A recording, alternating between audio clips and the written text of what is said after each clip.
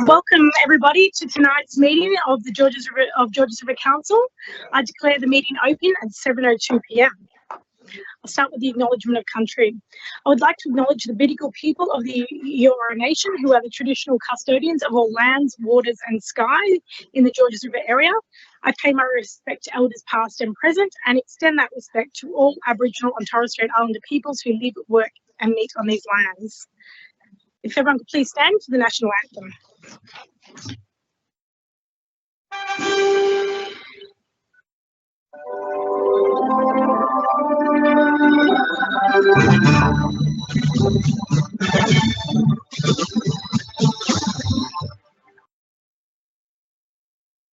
Australians, oh, let us rejoice, for we are one and free.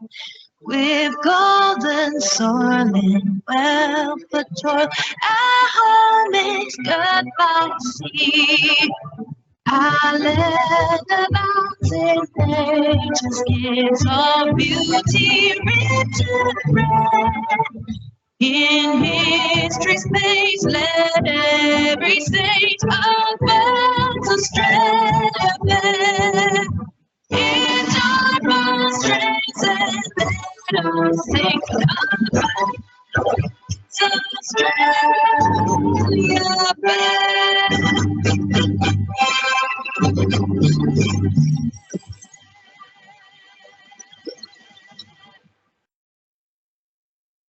In prayer, which tonight will be led by Pastor Peter Wallace from Revival Life Centre.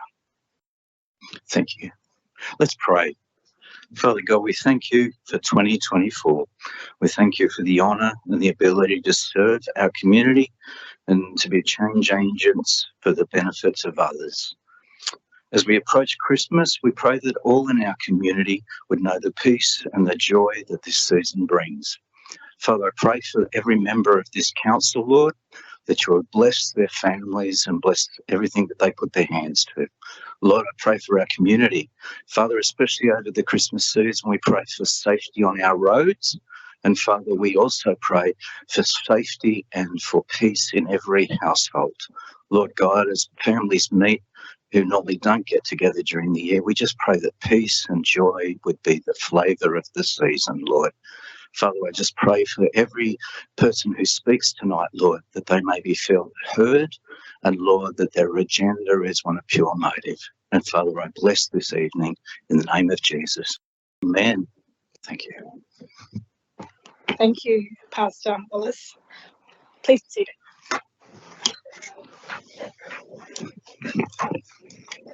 There are no apologies for tonight's council meeting. Request to join the meeting via audiovisual link. Councillors Jamieson, Dmowski and Stratokopoulos have requested to join the meeting via audiovisual link. Can I have a motion to accept that the permission be granted to join via audiovisual link? Moved Councillor Moore, seconded Councillor Marnie. All those in favour say aye. All those against? Declare that carried. Notice of live streaming of council meetings. Staff and public are reminded that this meeting is being recorded for minute-taking purposes and is being webcast live on Council's website.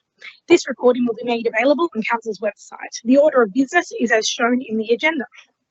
Disclosures of interest. I have a few here. I'll read those out. Councillor Marnie has disclosed a non-significant non-pecuniary interest in item CCL 09624, which is for the confirmation of minutes of the Georges River Council Traffic Advisory Committee, for the reason that one of the non-voting members is a former work colleague. Councillor Marnie will remain in the meeting and take part in the consideration of this item. Councillor Marnie also disclosed a non-significant non-pecuniary interest in item QWN 09324, for the reason he is a member of both Friends of Glenlee and Oatley Flora Fauna Conservation Society, which have been advocating for the acquisition and heritage protection of the property at Glenlee. Councillor Marnie will remain in the meeting and take part in the consideration of this item. Councillor Amber Haberhard disclosed a non-significant non-pecuniary interest in item CCL 100-24, notice of intention to vary existing performance improvement order, for the reason that the proposed variation of the performance improvement order references her as an example regarding her interactions with the media. Councillor Amber Haberhard will remain in the meeting and take part in the consideration of this item. Myself, I disclosed a non-significant non-pecuniary interest in item MM03024, Cogra RSL Sub-Branch Youth Club. As I'm friends with a public speaker on this item, I will remain in the meeting and take part in the consideration of this item. I've made another non-significant non-pecuniary interest in item NM104-24, Parking Matters, Carlton Day and Night Pharmacy. As a speaker in the public forum on this item was a candidate in my group at the recent local government elections, and I will remain in the meeting and take part in the consideration of this item. And Councillor Gow disclosed a non-significant non-pecuniary interest in item CCL 100-24, notice of intention to vary existing performance improvement order, for the reason that the proposed variation of the performance improvement order references him as an example regarding his interactions with the media, and Councillor Gow will remain in the meeting and take part in the consideration of the item. Do any other councillors have any other disclosures to declare? I do, Madam Mayor. I wanted to disclose a non-significant, non-pecuniary interest to your mayoral minute item number MM02924 for the fact that I am a member of the Lugano Lions Club. And additionally, the club president, Mike Warner, is a close personal friend of mine and was a candidate at the recent 2024 local government elections on my ticket in the Cogra Bay ward. Thank you, Councillor Gow. Any other councillors have any other disclosures of interest? No? Okay, we will move along to public participation on items in the agenda. There are 14 speakers registered for tonight's meeting. I remind speakers that you have a 3-minute time limit to speak. The first sound you hear indicates that you have 1 minute remaining, and at the second sound, please conclude your comments. Our first speaker is unfortunately unwell, is unable to be here, so we're going to start with our second speaker that is listed, Mr. George Carrup. He's speaking on CCL 098-24, ENV 046-24, annual update, progress towards net zero carbon emissions target. And I believe Mr. Carrup is here in person. Yeah, there he is. Please come up to the microphone.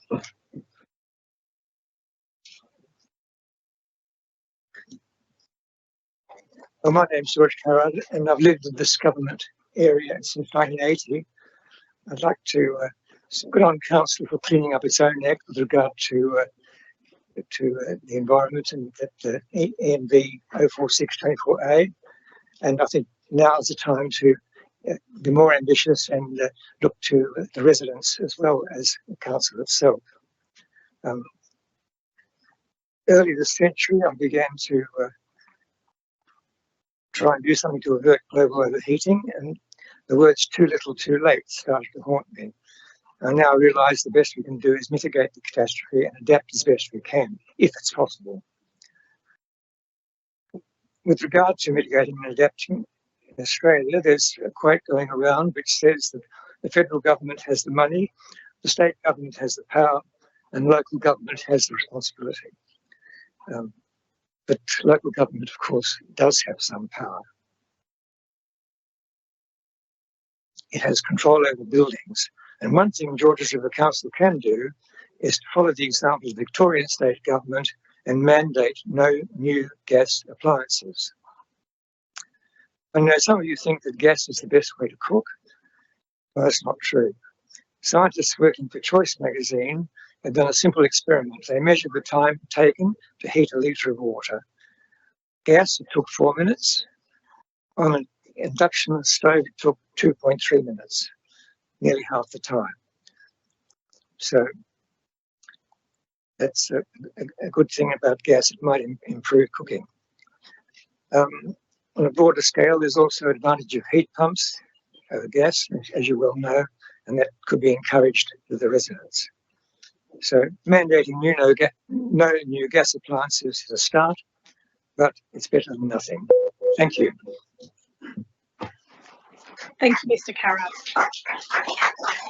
Our next speaker is Meng Zhang on NM 100-24, nighttime economy in business centres. And that is a written submission. Ms. McKinley, if you could please read that out. As a business owner on Forest Road and local resident of Hurstville for the past 20 years, I support Councillor Liu's motion advocating nighttime economy at business centres within Georges River LGA. In my opinion, the night economy is crucial for our council, taking an example of Hurstville, as it could bring a range of economic, social and cultural benefits to our area. Here are the key elements why I think it's important. 1, boost local businesses. A vibrant nighttime economy supports restaurants, cafes, bars, cinemas and retail stores, driving revenue. A thriving night scene can attract visitors from surrounding areas, contributing to the local economy. 2, social benefits. For example, in Hurstville, here is known for its multicultural community, and a strong night economy can showcase its rich culinary and cultural offerings. Night activities provide spaces for people to socialise, enhancing the sense of community. Urban revitalisation. Increased activity and better lighting in the evening contribute to safer and deter crime. It also makes better use of existing infrastructure and public spaces. 4, lifestyle enhancement. Residents benefit from extended hours for dining, shopping and leisure activities. Nighttime offerings also provide recreational options for people who work during the day. For a diverse and growing suburb like Hurstville, investing in the night economy is a strategic way to enhance its livability, economic resilience and appeal as a hub for culture and entertainment. Thank you. Our next speaker is also a written submission. It's Sue Markowski on NM 102-24, Council Verges. We have an issue with the nature strip on the corner of our property at 12 Gunga Bay Road, Oakley. This area is not the standard nature strip, but more like a reserve at about 500 square metres, which is approximately the same as our entire block. Thus, this is too big for us to maintain and is unsafe for us or our tenant to do. In previous correspondence, council has offered details of contractors to maintain this area at our expense. This is not practical, nor does it make sense for us to accept responsibility. Thanks for taking the time to look at this matter. Thank you. Our next speaker is Stacey Tyrone on NM 102-24, Council Verges, and Stacey's here in person. Thank you. I'm a director of an aged care navigation service, so we support a lot of people that need help accessing aged care in the home or in a new aged care setting. So we see the challenges that they have. With regards to this, I'd like to speak to the options for senior residents who are seeking some support for gardening and lawn mowing, which includes the council verges. The options they have at the moment are either to pay someone privately, or if you're an older Australian, that is 65 years of age plus, or 50 plus if you're Aboriginal or Torres Strait Islander, you can access government-funded aged care services through My Aged Care, which is the national gateway and portal. There's 2 ways. You can either apply for the initial entry level and for low level needs Commonwealth Home Support Program, or the Home Care Package, which is levels 1 to 4 at the moment. Some local areas also have not-for-profits that may have volunteers that can support. What I wanted to talk about was that it's really important to get the literacy of how to access these services out into the community, because people are leaving it too late or not understanding the steps they have to go through to get those services. So one way is to call the 1-800 number for My Aged Care. Another way is for a GP e-referral. So it's important for people to know that they can ask their GP who have access to their practice management systems, which is live with My Aged Care. So if you ask the GP to do that, you can have a much faster process through the aged care system. So I think it's important that that messaging goes out to help people rather than ring council for those services. There are 2 steps, the 2 types of assessments, and that can take anywhere from 6 to 15 months.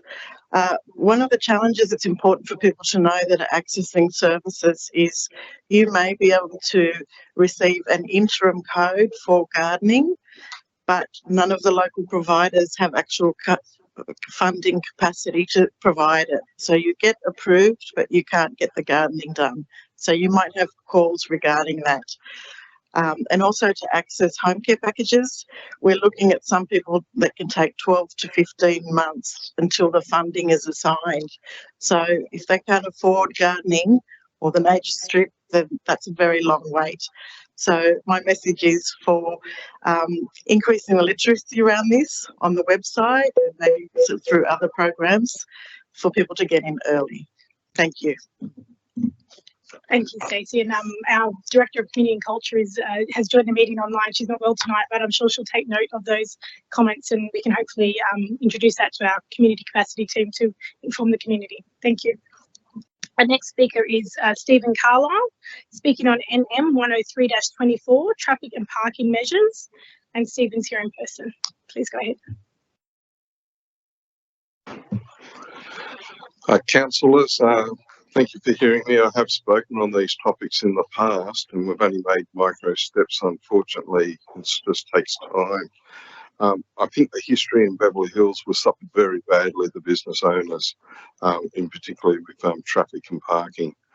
What originally happened in the history, the Edgbaston Road car park was a levy funded by the shopkeepers and was given to council to manage, then went on for many decades. It had 103 spaces. The state Transport Department said it had a 70% occupancy rate. It was open 24 hours a day. It was free. It was compulsorily resumed from council and they've now built a 3-level car park with, I believe, about 180 spaces. What's amazing is they also have built in the past a car park similar at Riverwood. They've also built one at Oakley and they expanded the land one at Narwee. Except at Beverly Hills, they have a boom gate on it and you have to pay to park there.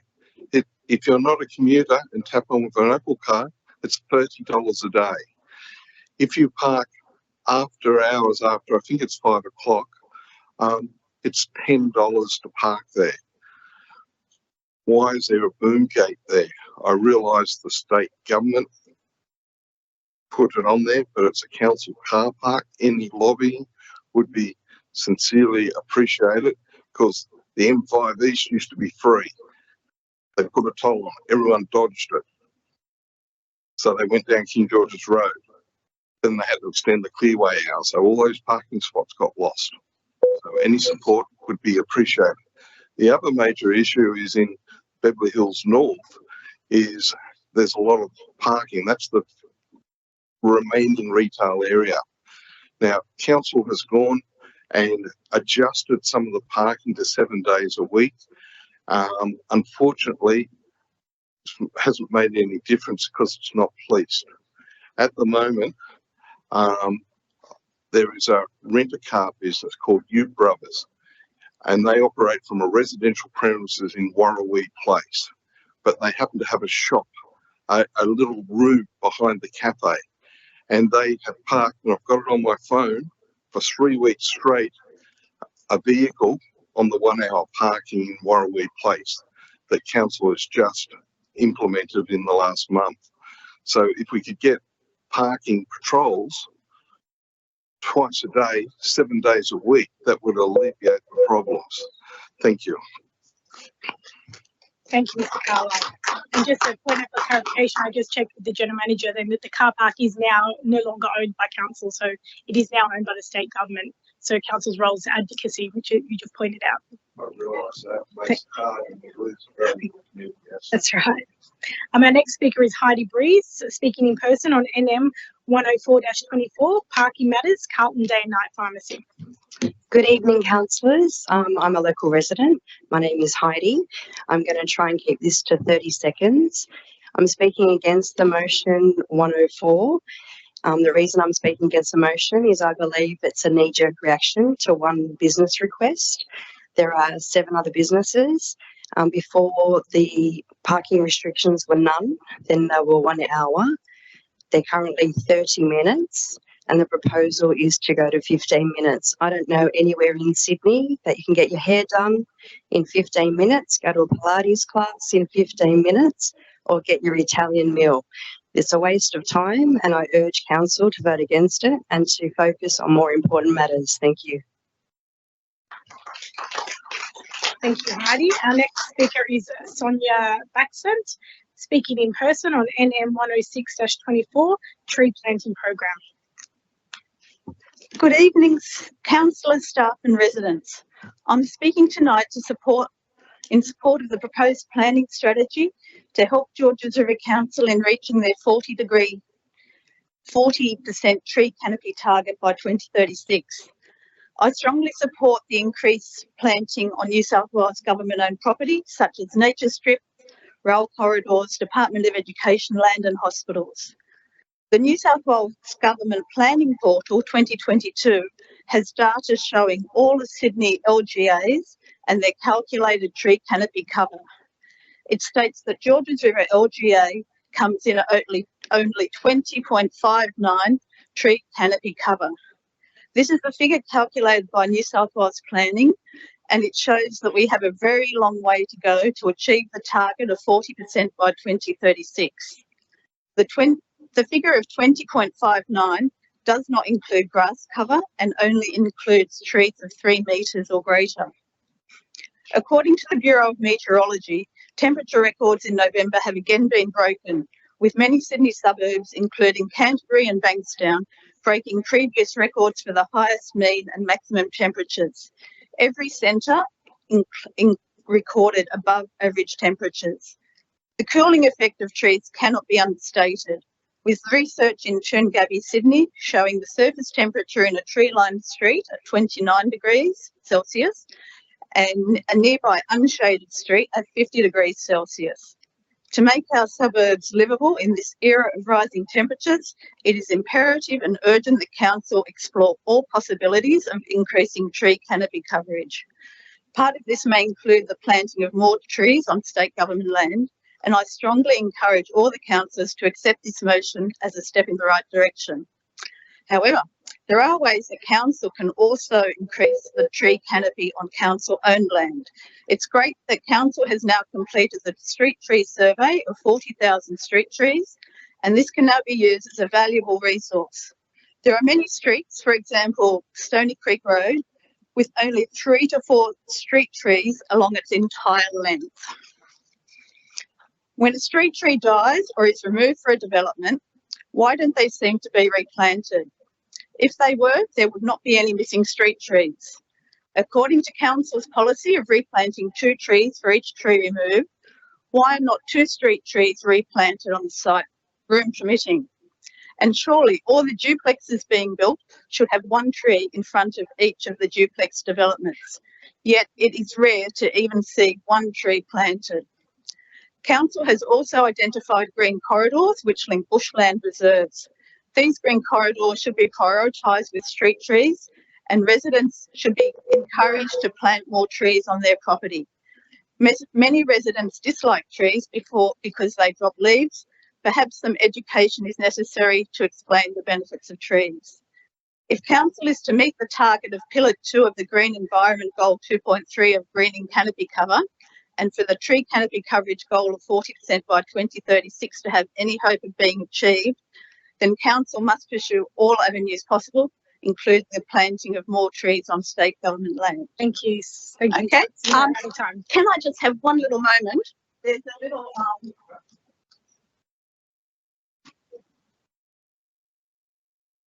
this is a little green Christmas present for the councillors. They were hand grown by Oatley Flora and Fauna members at Menai Wildflower Nursery. So they're very healthy little native tube stocks. Can I hand these over? Thank you. I think Ms McKinley will collect them and pop them on the table. Thank you, Sonia.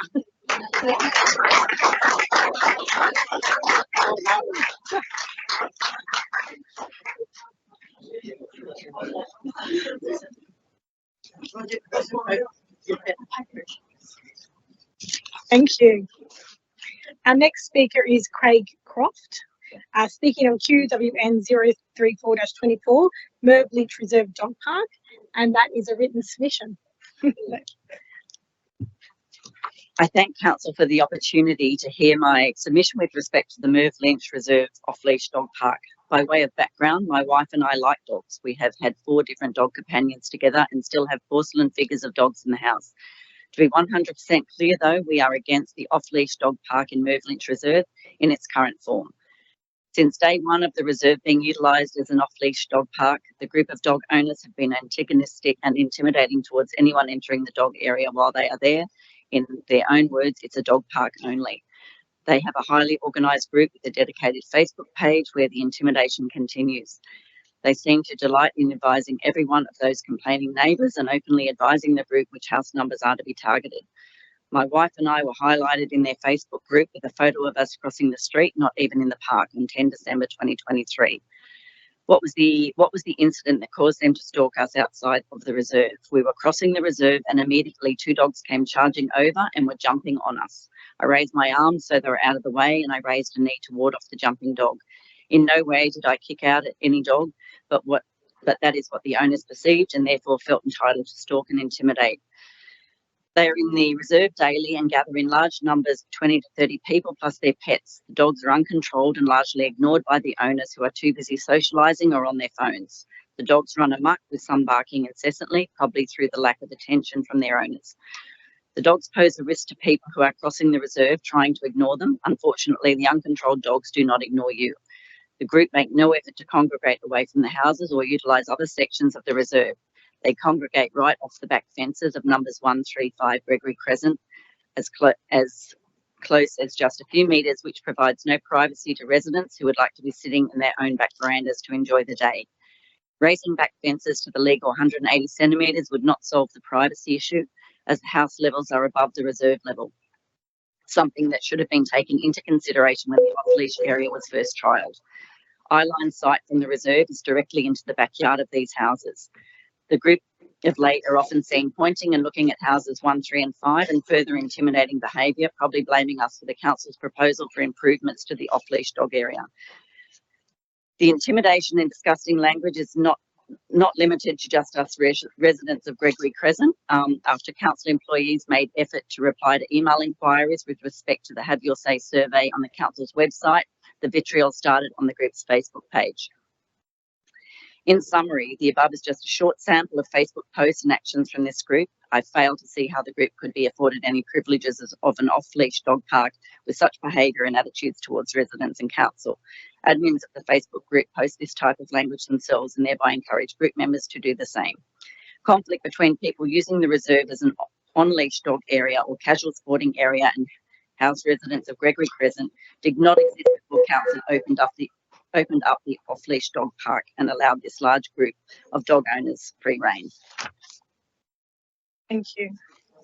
Our next speaker is Marilyn Chand, also on QWN 034-24, Merv Lynch Reserve Dog Park. Written submission, please. We reside in homes that enclose the reserve. We reside in a cul-de-sac. My family and I are fond of animals and have had cats and dogs in our lives in the past. However, we are against the Merv Lynch Reserve, not a park, a reserve, being an off-leash dog park. The project started with good intentions. However, from the trials to the actual commencement of the reserve becoming an off-leash area, the dog owners took it upon themselves to start telling children, families, locals and residents that this is now a dog park. You cannot come through here. People were confused as the council signage had given other reserve users the impression that it was a privilege to have your dogs off the leash, but not completely out of use for other patrons.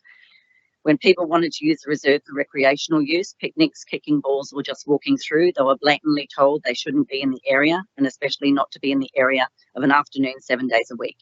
When people pointed the dog owners to the council signs and their responsibilities, the response was, if I recall my dog and it doesn't respond, that's not my problem. You have chosen to be in a dog park. Anyone who had a contrary opinion to the very clear council signs and letters was then treated with intimidation, bullying and antagonising behaviour. People were told that if they chose to have a picnic, well, their cheese and crackers were up for grabs. Basically saying, don't lay your picnic blanket down and expect not to be overcome with dogs, contrary to the first rule on council signage, which says, ensure your dog is not a nuisance or prevents the enjoyment of other park users. We witnessed other park users going through these conversations and encounters as we lived directly on the reserve. We just shook our heads in disbelief and disappointment. We thought this was a privilege to have the ability to have your dog off leash, not an entitlement. Unfortunately, our home, family, neighbours and recreational users then became a target as the group started to congregate every afternoon, loudly informing them about residents on our street, our children, writing specific home numbers on their Facebook page and posting pictures of neighbours.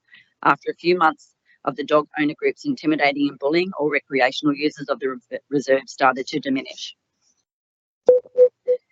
We all, Beverly Hills and residents of Gregory Crescent, lived in our homes but continued to put up with the loud noise 7 days a week for hours a day and people right up on our fence, staring directly into our homes. Our homes became dormant to any use of our verandas and pergolas.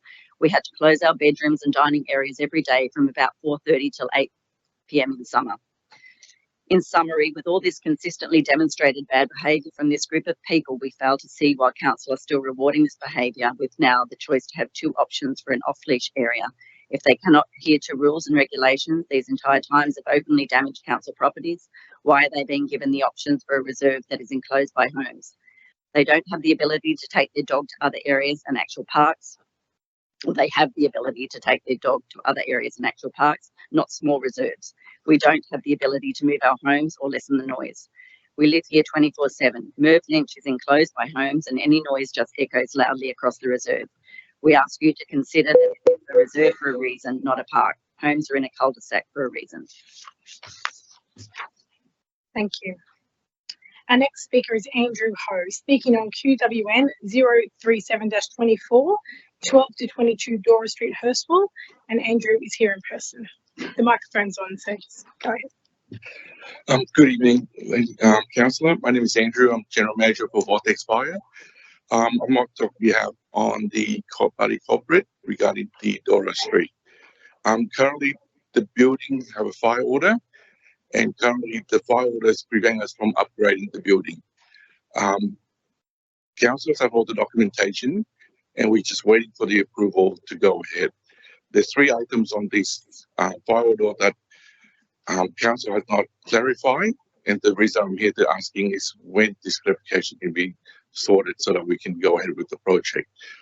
The building currently have no fire protection. That's including the library as well. So hence we need to proceed with this as urgently as possible. I have submitted the form with my speech regarding the 3 items that was not complying, and although we need to comply with that. So my request is asking is, when is it possible council to notify us and give us some time frame for us to actually know that we can actually upgrade the building as soon as possible? And what are the documents that the council require, so we can provide the council with additional documentation to proceed with it. That's basically the reason I'm here to asking for the time frame and also any documentation that council require for proceeding with the work. Thank you. Our next speaker is Wei Yu Xiang, also speaking on QWN 037-24, 12 to 22 Dora Street, Hurstville. Dear Mayor, Councillor, and member of George River Council, good evening. My name is Wei Yu Xiang, and I'm the representative of the owner of 12 to 22 Dora Street, Hurstville. Firstly, I would like to thank you for meeting with us today and for your ongoing effort to ensure the safety and well-being of our community. However, I'm here to highlight an urgent issue that requires your immediate attention. This is the need of the amended fire order for our building. This is crucial for the safety of our residents and the children and people who frequently visit Hurstville Library, which is part of our building. Allow me to outline the reasons why this matter cannot be delayed any further. Firstly, it's a long-standing building defect. Since 2001, our building has faced documented defects, many of which involve fire safety. In February 2024, we proactively requested a volunteer fire warden to address the issue and upgrade our fire safety system. Council issued a proposed fire system in July 2024. However, some items on the fire order cannot be completed according to the current new fire regulation, as the building was built 20 years ago. Our fire engineers on AAD Fire responded to the council to request a modification to the order in August 2024. Since then, we have engaged with the George River Council repeatedly, including through emails, public meeting requests, consultation with fire safety experts, and even a legal engagement. Despite these efforts, we have yet to receive a workable fire orders that enable us to begin this crucial project. Our concern has been neglected and delayed by the council represented. The significant delay leaves us vulnerable and deeply frustrated. Secondly, the public safety risk. This issue is not only concerned with the residents of our building, but also concern the general public in George River area. As you know, the Hurstville Library is a part of our building, and it's a public space visited by thousands of families, children, and students every day. Okay, the library infiltration doesn't mean the current update fire safety regulation as well. If a fire accident happens, the library cannot respond to the fire appropriately and ensure general public safety by delaying the fire order. The council is not only neglecting the safety of our building residents, but also the safety of the public of George River area. In summarize, the primary purpose of this speech is to formally request the George River Council to organize a meeting involving the key holders. This meeting should include AED representative, fire safety expert, our legal representative, and our building representative. We urgently the council to provide a specific time, date, and location for the meeting, and to outline clear next step for addressing the fire safety concern. This will not only protect residents of 12 to 22 Dollar Street, but also the wider community in the George River area. Thank you for your time, attention, and commitment to resolve the urgent issue. Thank you. Thank you. Thank you, Mr. Wade. Our next speaker is Mr. Nicholas Christo, speaking on QWN 038-24, Lugano Shopping Centre accessible parking and toilet facilities, and Mr. Christo is here in person. Good evening. Thank you for listening to me. I'll address the accessible parking first and the two responses by the council officer in one response. Council, the requirements, it states that the car parking bays for the accessible spaces were established in accordance with Australian Standard 2890.5 2009. The requirements are supposed to be under Australian Standard 2890.6 2009 and were introduced in 2009. The statement that it is 0.5 is assuming that it was an existing accessible car space. However, the car space was relocated from a spot in front of the butcher shop to across the other side next to the pedestrian crossing. As such, they do not comply. They don't comply with the current standards and they need to comply. Everyone else is required to comply with Australian standards, but it seems council isn't. I have a copy of the requirements and am happy to provide to council if they need to. So that addresses both of those issues regarding accessible spaces. With regards to the amenities, we've been attempting to have amenities in the Lugano Shivers Hill shopping village for 8 years now. I met with David Tuxford, Sam Elmere, and I think it may have been Andrew Latter in my office earlier in the year. And it was suggested that it was a good idea. From that, we heard nothing.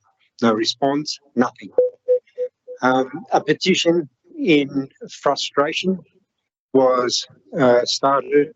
More than 500 signatures were received. I stopped it so that we could submit it to council. If I continued it, there would have been another 500 or so.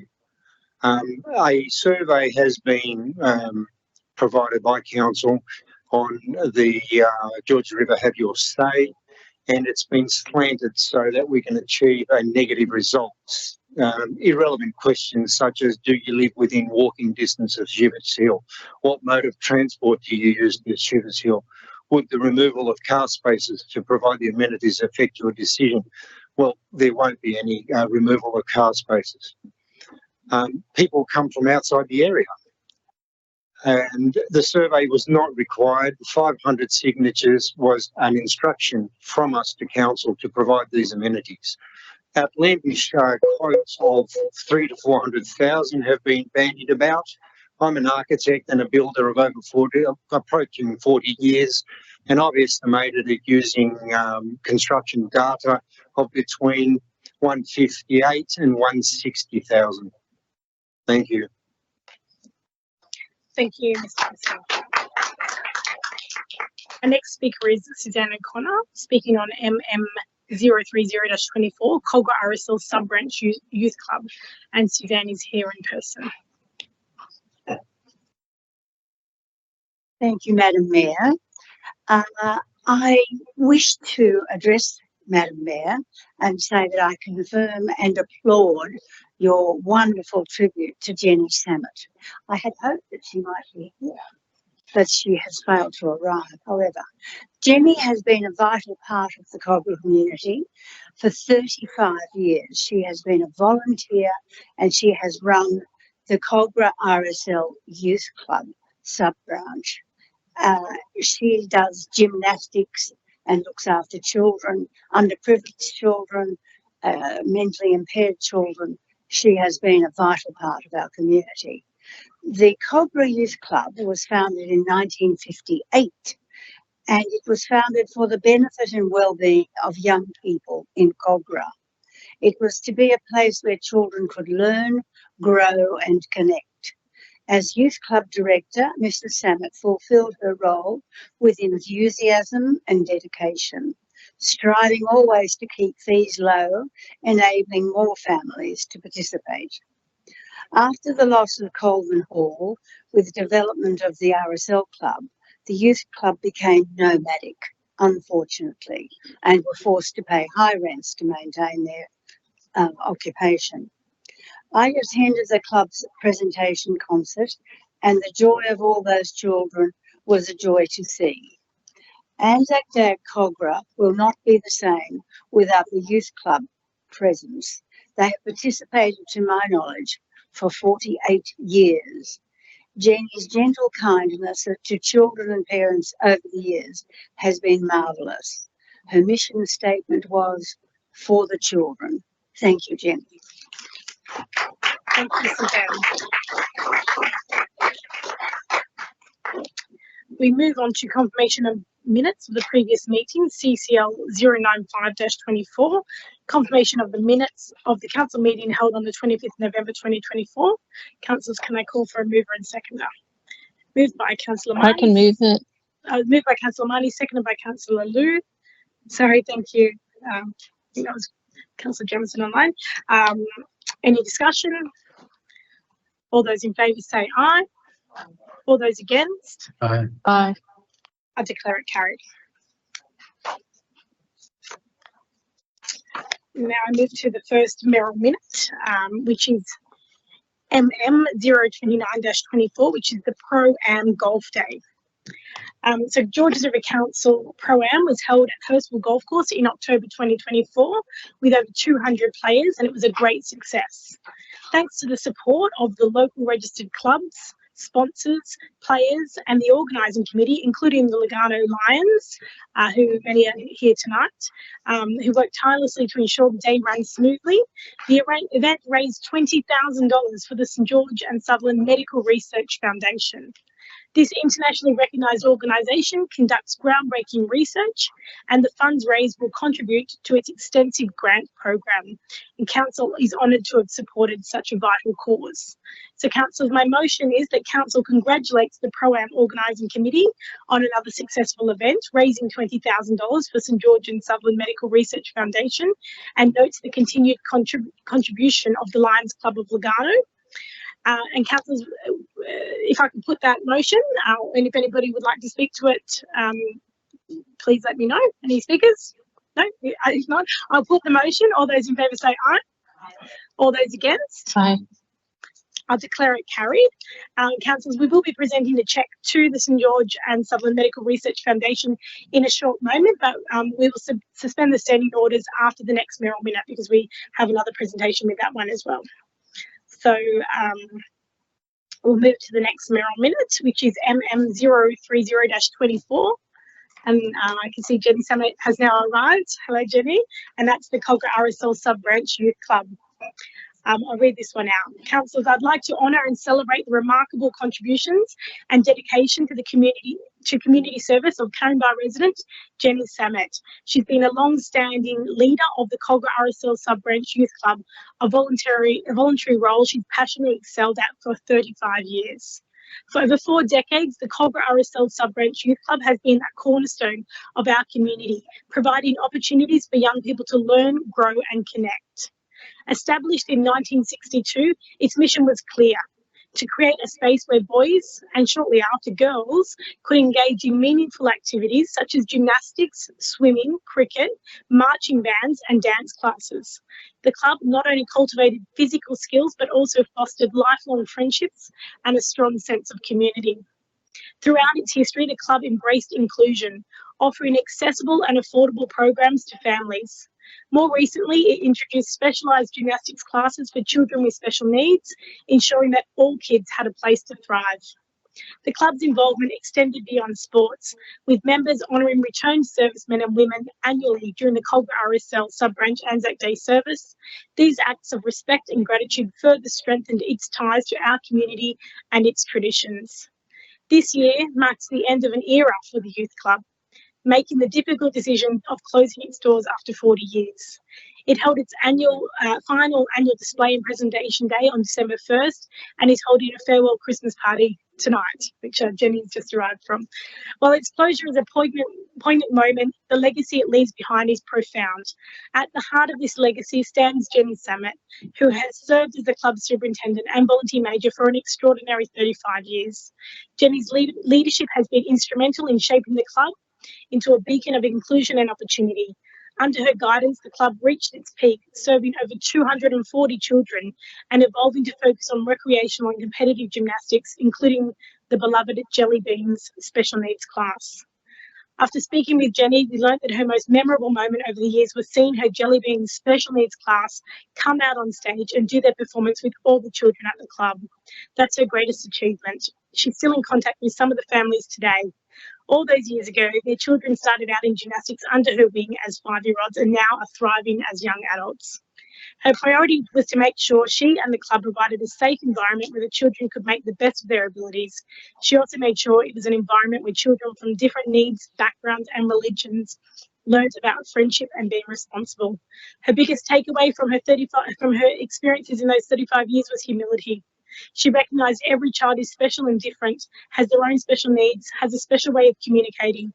Jenny believed in all children can learn to the best of their abilities given the right environment for them to thrive in. And she did it all for the love of the children. Jenny gave her heart and soul to the youth club and its community, all the while holding down her full-time position teaching children with special needs and raising her own family. As a humble leader, she's deeply grateful to the families that have been part of this journey and the countless committee members who volunteered their time and energy to make the club a success. Jenny's passion, resilience and unwavering commitment have left an indelible mark on the hearts of our community.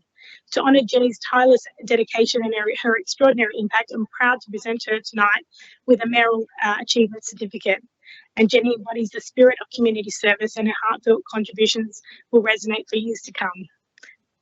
So my motion, councillors, is that council congratulates Colga RSL Sub-Branch Youth Club on their 40 years of dedicated service to the community, and that council thank and present Jenny Samet, who's led the club for the past 35 years, with a Mayoral Achievement Certificate in recognition of this service. Councillors, is there anyone who would like to speak on the motion? If not, I will put the motion. All those in favour say aye. All those against? Aye. I declare that carried.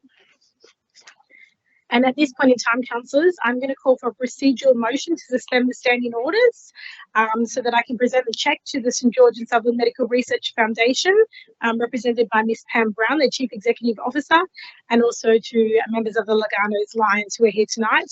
And following that, to present the certificate of recognition to Ms Jenny Samet from the Colga RSL Sub-Branch Youth Club for her many years of dedication to voluntary community service. So, councillors, could I have a motion? Councillor Amber Haber has moved that and Councillor Marnie has seconded that. All those in favour say aye. All those against? Aye. I declare that carried. And we will now suspend the standing orders to do that presentation.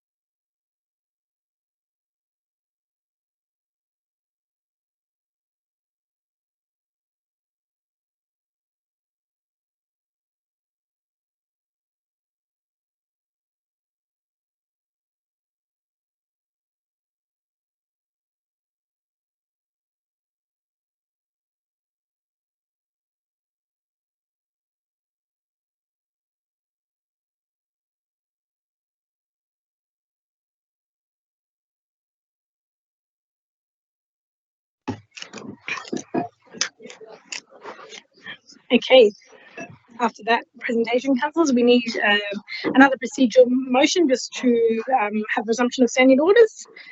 If I could have Councillor Mort and Councillor Lansbury second that. All those in favour say aye. All those against? Aye. I declare that carried. And we move to the final mayoral minute, which is MM031-24, the Oatley Lions Club Christmas Market Day. The Oatley Lions Club Christmas Market Day was held on the 23rd of November 2024, and it was a resounding success. Since its charter in 1977, the Oatley Lions have been dedicated to serving the local community and beyond. This year's event brought together residents, local schools and not-for-profit organisations to celebrate the spirit of giving and to support those in need. Blessed with fine weather, the market day fostered a vibrant and enjoyable atmosphere. The Oatley Lions Club raised an impressive $10,000, which will go towards supporting their various community service projects. Additionally, local community groups in attendance collectively raised over $12,000 for their individual charitable causes, making a significant achievement for the broader community. So, councillors, my motion is that council congratulates the Oatley Lions Club on the successful Christmas Market Day event and thank all volunteers for their tireless service to the community. Would any councillors wish to speak to the motion? Councillor Ansell. Yeah, thank you. I just wanted to say on behalf of councillors, thank you so much, Oatley Lions Club, for the fabulous work you do for our community. It was a very successful day, a very hot day, and I just wanted to acknowledge the councillors who are there serving community with the Lions Club. So Councillor Arthur, Councillor Amber Haberhart, Councillor Lansbury and myself who were there with yourself helping out on that day. Yeah, thank you. Thank you, Councillor Anzotti. Any other councillors wishing to speak to the motion? If not, I will put the motion. All those in favour say aye. All those against? Aye. I declare that carried. Councillors, we now move to condolences, and we have one condolence tonight from Councillor Gow, and that is for George Giuseppe Yemma. So, Councillor Gow. Thank you, Madam Mayor. I move that council extends its deepest condolences to former Premier Morris Yemma and his family on the passing of his beloved father, George Giuseppe Yemma, who passed away on the 5th of December 2024. Giuseppe was a devoted family man whose values of hard work, integrity and resilience have left a profound and enduring legacy. Giuseppe was a true working class hero of the St George area. His career took him from the timber yards of Glebe, the textile mills of Alexandria, the metal foundries of Punchbowl, auto component plants of Riverwood and Narwee, all the way to print works of News Limited in Surrey Hills.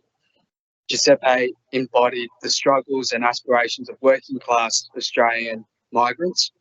His work and lived experience inspired Morris to pursue a career of public service, championing the rights of workers and families across New South Wales. Giuseppe's work ethic, humility, and his values of fairness and equal opportunity laid the foundation for Morrison's rise in public life. I move that our thoughts and prayers are with the Yemma family during this difficult time, and may Giuseppe rest in peace. Thank you, Councillor Gow. Do any other councillors wish to make any comments?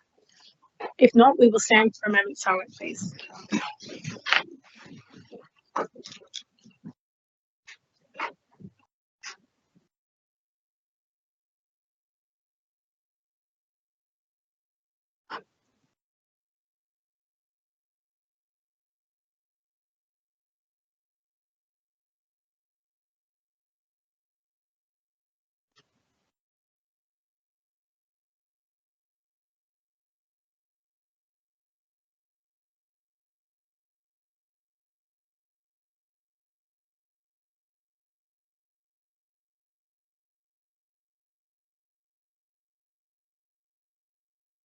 Thank you. Please be seated.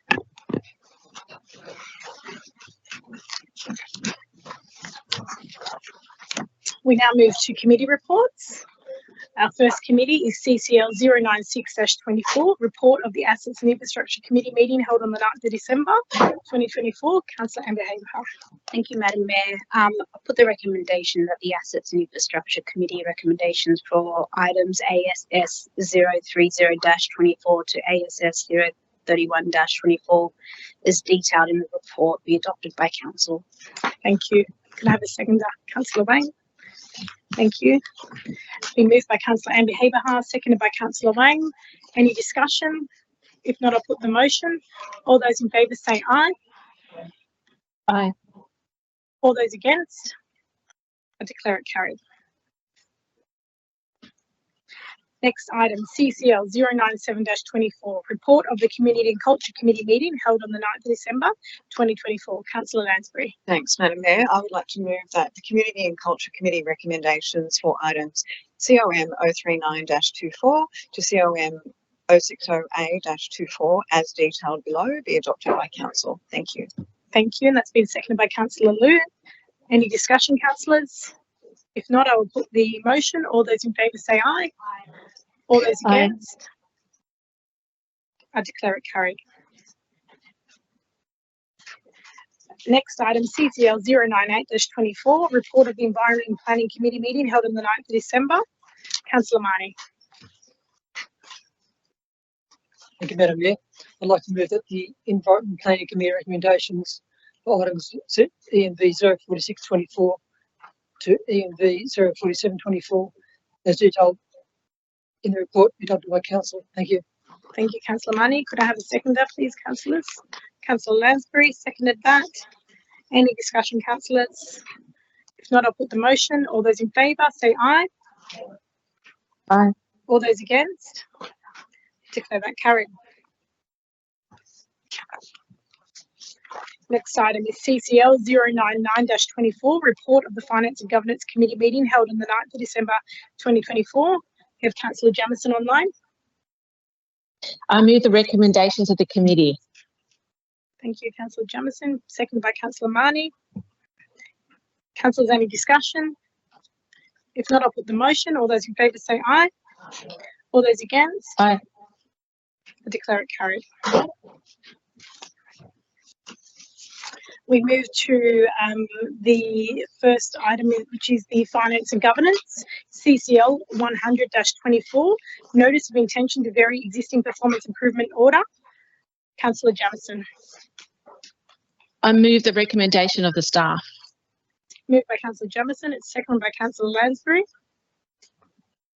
Councillor Jamieson, do you wish to speak on the motion? I'll reserve my right, thanks. Thank you, Councillor Lansbury. Thanks, I will speak to this tonight, and I've actually got some notes because this is a very important issue and I don't want to forget what I plan to say. I support the recommendation that appears in the business paper for a number of reasons, including as noted in the draft response from the General Manager to the Minister, that the circumstances do not warrant a PAO, and that is, as Clause 11 states, unwarranted in the circumstances, uncertain and inappropriate, and should not be accepted by Council. The Notice of Intention to Vary the PAO was issued before Council had even met for its first regular Council meeting of the new term, so the matters raised are hardly ongoing issues. Council staff, in my view, do not impede with the right of the councillor's ability to communicate about political matters, as was noted in an article in the Sydney Morning Herald first published last night and again today. In my view as well, there is no culture of control as claimed in the article. I just think it's a really it's a strange allegation. These allegations are misguided. I can honestly say I've not been silenced by staff with the current administration, and our media policy does allow councillors to speak to the media. This is why I'm really confused that this has even become an issue.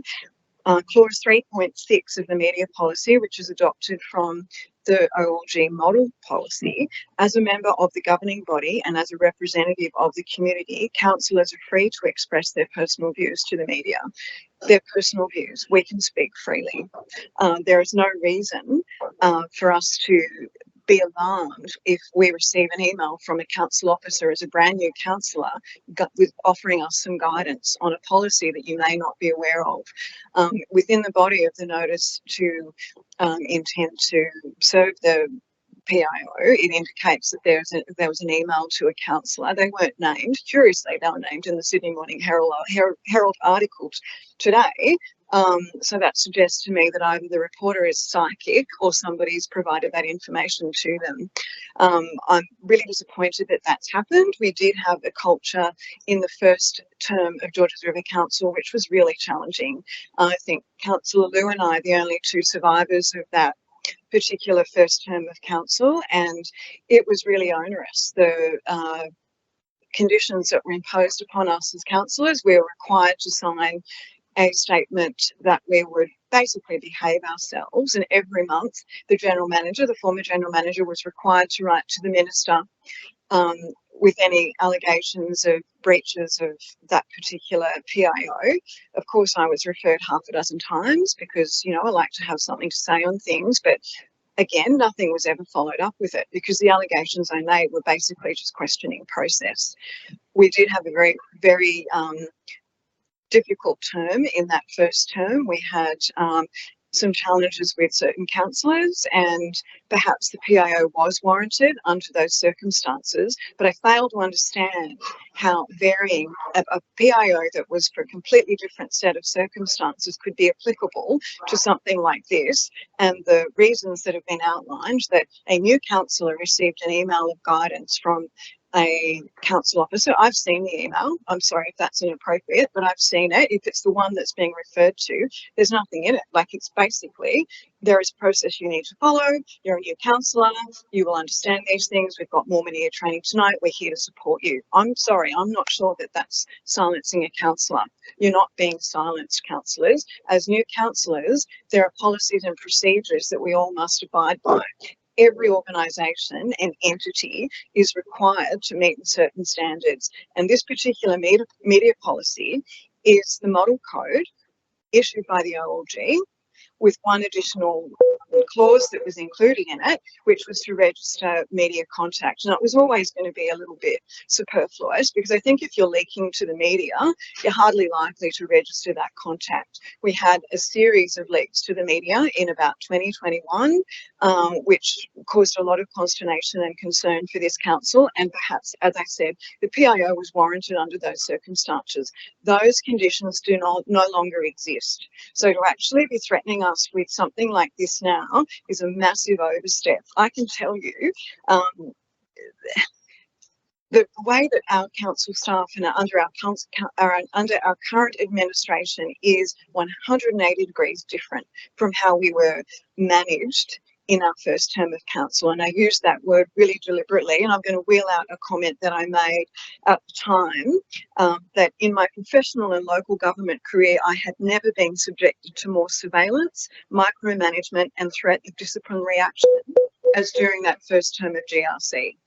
We are nowhere near that condition that we're experiencing in councillors. I've seen the best of local government in Kogarah, Councillor Stratikopoulos, you will probably concur with those comments, and I've seen some of the worst behaviour as well. Unfortunately, some of that in this chamber, that is in the past. We need to move forward. To conflate the two, and it's just crazy to me. I'm also really concerned that the minister sought to disclose confidential information about a councillor who was subject to a code of conduct investigation. So that's not only published in our business papers, that's now in the Sydney Morning Herald. So, you know, he's given me licence to say that I was the subject of 3 code of conduct complaints in the first term of council. None of them substantiated.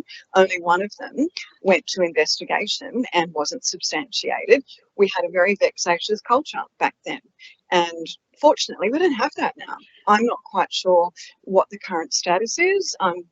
As far as I know, not subject to one, and may well be after tonight, who knows. But we spent like over $300,000, I think, in 1 year on code of conduct investigations, which were mostly unwarranted. As far as the whole censure process, the minister named a former councillor from well, he's not here this term, Councillor Catras is named in the paper and he's named in the business papers as well, originally for potentially speaking to the media. That was incorrect. It was actually comments he made in a council meeting. We as councillors, under the instruction of the Office of Local Government can only censure a councillor if we have to deal with it, if the complaint is substantiated. If the minister's looking to reform something, reform that. I have never been comfortable acting like some form of star chamber, dealing with people who may have done the wrong thing inadvertently, may have deliberately done the wrong thing. They've been pulled up on it, it's been investigated. We should be able as councillors to discuss it. Yep, receive a note. That's fine. The investigator might say it's substantiated. The purpose of censuring is it's just worthless anyway. That is a reform that is worth doing. This particular document, we do not want to go down this road of having a PIO issued to us.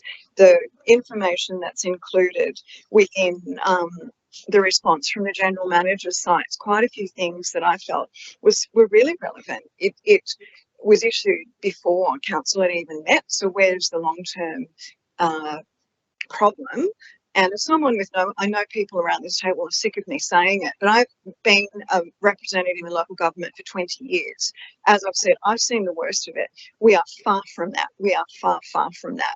If you have been contacted by a council officer providing you advice, as is their duty to uphold the policies that we as a governing body, and I'm sorry if those newer councillors weren't here when we endorsed those policies, that's what we've got. We've got to work with what the model codes say and what our current codes say. This is an absolute overstep. You know, one quick example before I finish, because I think it's a good one. In the first term of council, we used to do a lot of online briefings, and you know, after a long day working online, all the rest of it, I was sort of online relaxing in my chair, probably had my feet up. I got a text message from a former council officer telling me to sit up straight in my chair and put my face closer to the camera so I could be seen. I think I just turned the camera off, which was probably not the first time I've done that, because it was an absolute overstep. Those are the sorts of things that if the minister was not in government at that point, unfortunately, those are the sorts of things we need to be dealing with, not dealing with council officers merely doing their job and advising councillors that there are certain processes that need to be followed. I don't accept that it's warranted. I just don't. I think it's just bizarre to me. And that clause accepts that we should probably remove that clause about registering it, but even in the model code, it indicates that you need to keep a record of it. So I guess having a register of media contact kind of works. Doesn't that make sense? Otherwise, how do you record it? Not sure how. I'm happy for that to be removed because, as I said, I think we included that because of the leaking of confidential information that we had. I don't want to go back to those bad old days. I really, really don't. And councillors, count yourself lucky that you're here now and you weren't here back then, because if you think that what has happened in the last few weeks since you've been sworn in is problematic, you would not have lasted 5 minutes within the first term of Georges River Council. I'm probably overstepping by saying that, but you know, hey, it's the truth. So I am going to actually say it. I'll leave it there, but I would just suggest that councillors very seriously consider supporting the recommendation that we send the letter that our General Manager has published in the business paper tonight to the Minister. Hopefully the Minister might realise that, yeah, okay, we've missed the point here. They've totally missed the mark in my view. In fact, I have said that perhaps the work experience kid wrote it because of the errors. That's probably really inappropriate for me to say, but I'm just astounded that something like that would have been served on a council with the errors that it contained. So I hope that you will support the recommendation by the council officers who have been doing their job and continue to do their job, and we need to support them as they do their work, supporting us. Thank you, Councillor Ramsey. Councillor Pun, do you wish to speak against the motion? Would you have a question? If I could please speak, sorry, again, I do know what's going on. If I could please speak against that and perhaps move our own amendment. So, Councillor Raine, if you could turn your microphone off. Councillor Pun had his microphone off first. Thanks. Should I move the amendment, propose the amendment? Sorry, do I propose the amendment first or speak against it? You have to put a motion first in order to be able to speak to it. So, put whatever you if want. I could kindly move that we amend section C so that it reads that the General Manager is instructed to respond to the Minister for Local Government, noting and accepting the performance improvement order. Have you provided that to the staff at all? And, no, I apologise. Okay, so you might have to. I'm happy to read that out again if that's. So you're amending part C only, is it? Just part C, that the general manager is instructed to respond to the Minister for Local Government noting and accepting the performance improvement order.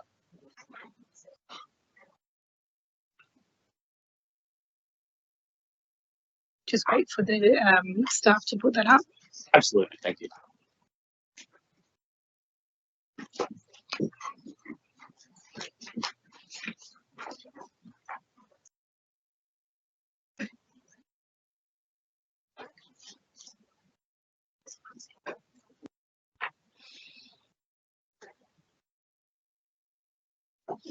Okay, so we have an amendment from Councillor Pun. We need a seconder for that.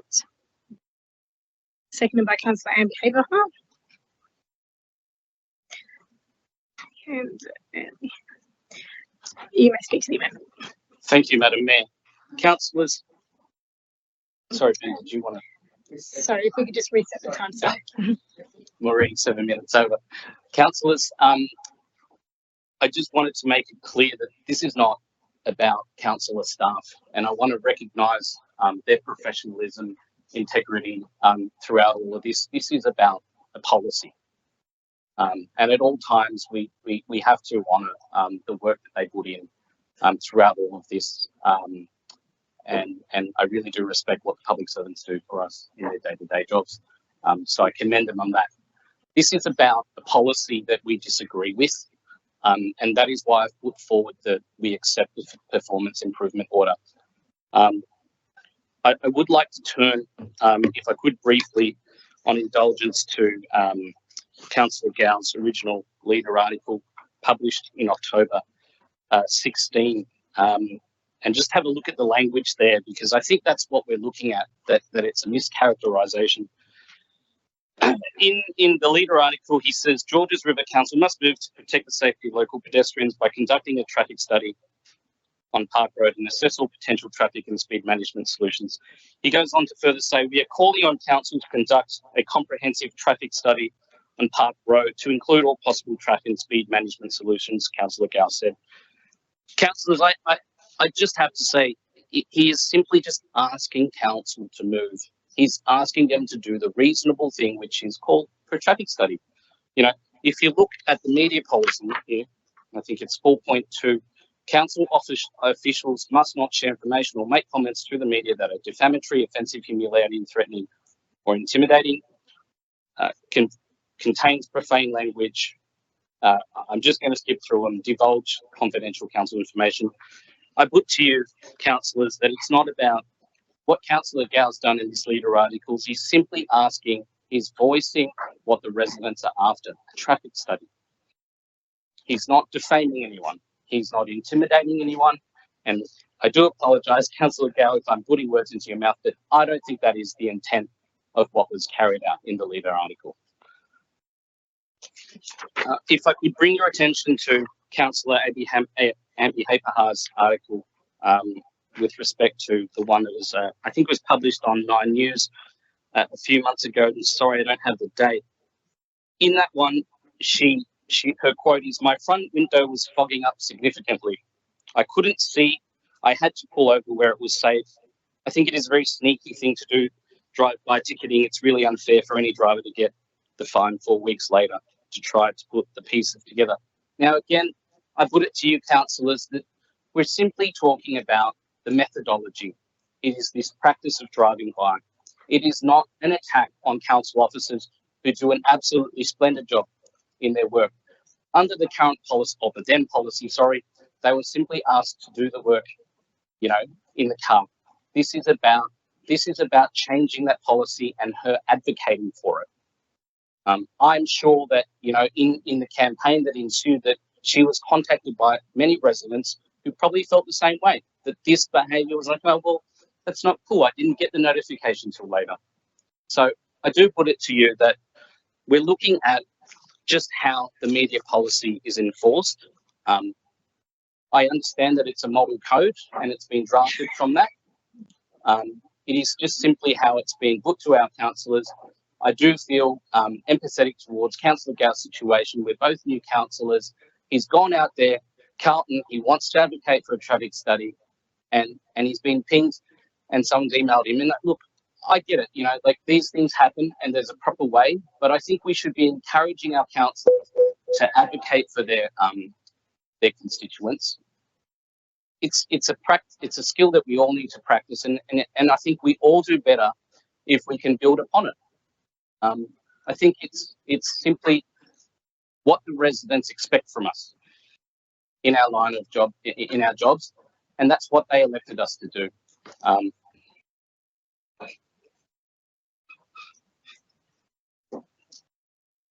I think just finally, if I could finish, the performance improvement order will give us this clarity. It will allow us to better advocate on behalf of our residents. It'll perhaps encourage us to advocate in ways that we're all not used to. I'm not used to public speaking in the same way that I have been 9 months before this. But that's our job, and we're elected to councillors. So I urge councillors to support my amendment, and we'll look at it from there. Thank you. Thank you, Councillor Pun. Councillor Amber Abraham is the seconder. I've reserved my right to this Reserve point. your right. Does anybody wish to speak against this amendment?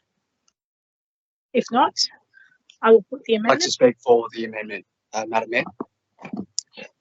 We have no speakers against. We have only had one speaker for. The seconder doesn't want to speak for, so I'm gonna put the motion. We don't need, if we're not having a speaker against, we don't have to have the 2 speakers for. So I'd like to speak for the amendment from Councillor Pun, Madam Mayor. I'm not sure what you are trying to refer to. I'm just saying that when we have, if we don't have any speakers against, we don't have to allow the 2 speakers for. So I've offered the opportunity to Councillor Amber Abraham. She didn't want to accept it as a seconder, so I'm going to put the amendment now. So after the amendment's voted on, it will revert back to the motion, and you can speak on it then. Okay. So I'm going to put the amendment, which is being moved by Councillor Pun, seconded by Councillor Amber Abraham, which is up on the screen, councillors, and it's the amendment of Part C, that the General Manager is instructed to respond to the Minister for Local Government, noting and accepting the performance improvement order. So that's the amendment that we're voting on. I'm going to put that amendment, and I think we might go around the room, please, to take the votes if we can. Your vote, please, Madam Mayor. I'm against the amendment. Councillor Allison. Against. Councillor Amber Abraham. For. Councillor Anzalotti. For. Councillor Arthur. For. Councillor Demoski. Against. Councillor Gow. For. Councillor Jamieson. Against. Councillor Lansbury. Against. Councillor Liu. Against. Councillor Marnie. Against. Councillor Mort. Against. Councillor Pun. For. Councillor Stratokopoulos. Against. Councillor Wang. So I have my amendment. Do I have a chance? We've put this motion, so you need to do the vote on this motion first. And If you could, please. You have to vote for. You have to put your vote, Councillor Wang, please. Yeah. So I'm against it. Against. Yeah. 10 votes against, 5-4. I declare the amendment lost. We revert back to the original motion, which is the motion moved by Councillor Jamieson and seconded by Councillor Lansbury. Councillor Wang? Yes. So I have amendment. Have another amendment? Yes. Yes. So can you please put up the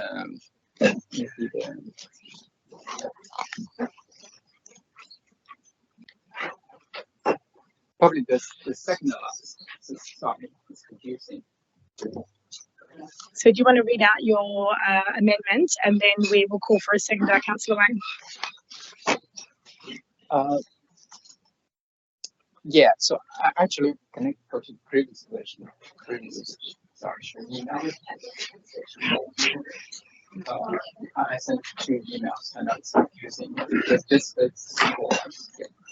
So, but essentially, so what I'm doing this amendment for is for process fairness, because there's certain part of this response I don't feel comfortable with. There's three parts of this response. Councillor Wang, could you perhaps please, just while the staff have unit up, could you please read out the amendment for the benefit of the councillors? Okay, so the amendment is for the part C. Yeah, sorry, it's not up there. I can read out. Yeah, sorry, because it's all rushed a little bit.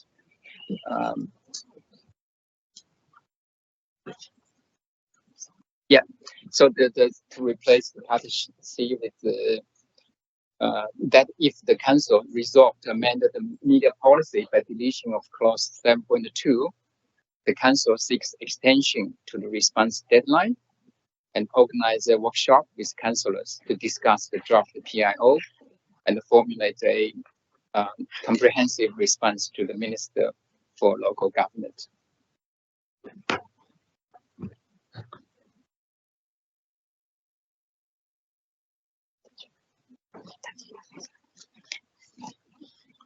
So the staff, I think, is still trying to bring that up.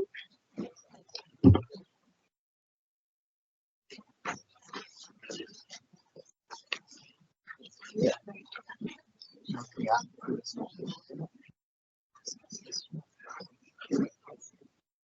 Yes. Yeah. Yeah.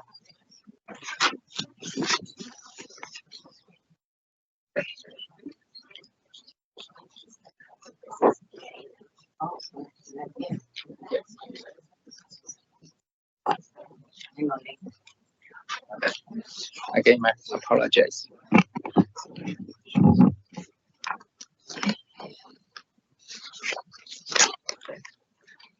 So I can read that again. So I'm waiting. So sorry, I'm fine with the part A and B to note and to note the draft, and the B to remove the clause 7.2 of the media policy, and the third part essentially, so if and after the council resolve to amend this media policy by deletion of clause 7.2, the council seeks extension of the response deadline and organize a workshop with the councillors to discuss the draft PIO and formulate a comprehensive response to the Minister for Local Government.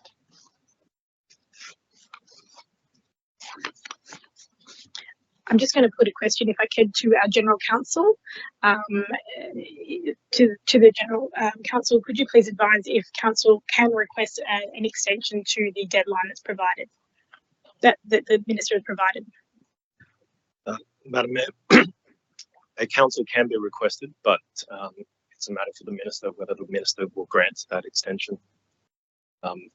There's nothing indicated in the correspondence from the Minister that indicated the matter would be deferred for an extension.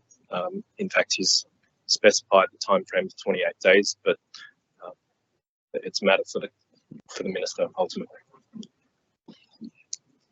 Thank you.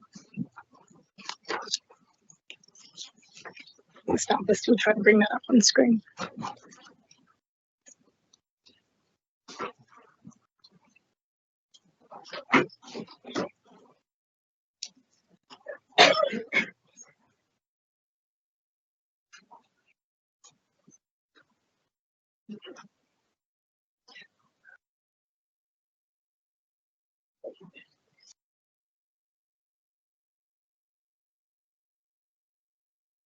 Okay, so Councillor Wang, I think that is now up on screen. We have part A, part B remaining the same, and part C.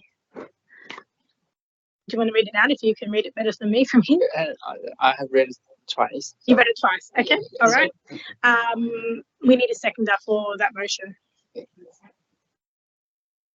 Councillor Amber Abraham is seconder. Okay. Councillor Wang, do you wish to speak to this amendment? Thank you, Madam Mayor. Yeah, so I made this amendment to seek process fairness. Essentially, this response has three parts. One is to assert that the Minister has no power to vary the June 2021 PIO, and the second part is the draft PIO is invalid. So So I have a very strong reservation to make a judgment for this legal assertion, and it's very strong words. As a matter of fact, I'm worried this statement may land the council in a legal trouble with the state government. As a councillor, I don't feel comfortable to make a judgment on these legal issues, and given the complexity and the contentious nature of this legal framework surrounding this matter. However, I do generally support the sentiment in the third section. The circumstances do not warrant a PIO. It reflects the core of this case, particularly as we propose the deletion of section 7.2 from the media policy. I believe this demonstrates a genuine willingness to address the minister's concerns while maintaining our autonomy as a governing body. I also have concern about the process behind this draft process. The feedback from the councillors appear to have been sufficient, incorporated, like what we have heard just now from Councillor Lansbury, for 10 minutes about her feedback. This opportunity should be afforded to us, guided by the experts prior to this response, so we can all understand and give feedback based on our personal experience and our thinking behind it. So it's all about the process fairness. And we have been afforded only a few days to make a judgment, without professional guidance for a critical issue. So to strengthen our position and make sure we make a informed decision, I propose to seek extension and then have some workshop with the professionals, and then we provide the feedback from the councillors and then to the minister. So this process also, I think, give us a better position to demonstrate to the minister or to the public or to the council that we have taken proactive steps in improving our policies and ensure that the input of all councillors and provide us with opportunity to make an informed, unified decision. So the amendment would reflect our commitment to transparency, collaboration, and good governance. So it will allow us to balance our legal application with the need to a measured, well-considered response to such a significant issue. Yeah, essentially, I want to take a cooperative approach to the minister's intention to issue the order. Yeah, so hopefully we can consider that one. Just give us a little bit more time to think about it. Give the minister a little bit of time to to give us more detail to us, and we can have a just honest, open discussion instead of a legal confrontation. I don't feel really comfortable with calling the minister's position illegal and invalid, don't have the power.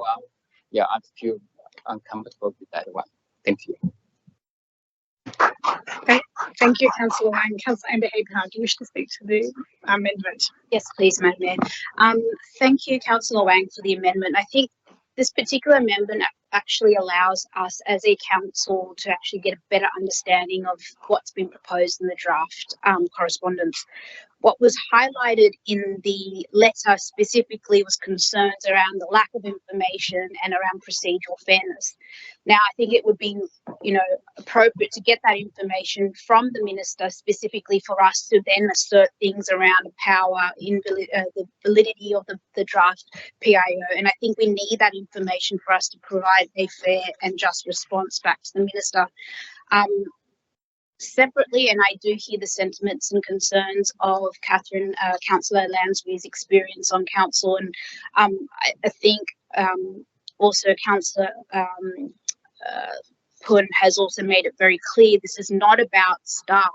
This is about a policy that is not fit for purpose at this point. From personal experience, around the media policy. My concerns around that, I think it's really important that we as a council make sure that all of us, it clearly says in the policy, and I think Councillor Lansbury referred to the policy around us having some political freedom of speech around what we're discussing in a setting about particular issues that we're advocating for our community. The last time I checked, Madam Mayor and councillors, that we were all elected by our community, and I presume that it's in the right form for me to make some comments around things like ticketless parking as a methodology not being fair, and also sneaking if you don't know that you're getting ticketed in the first place.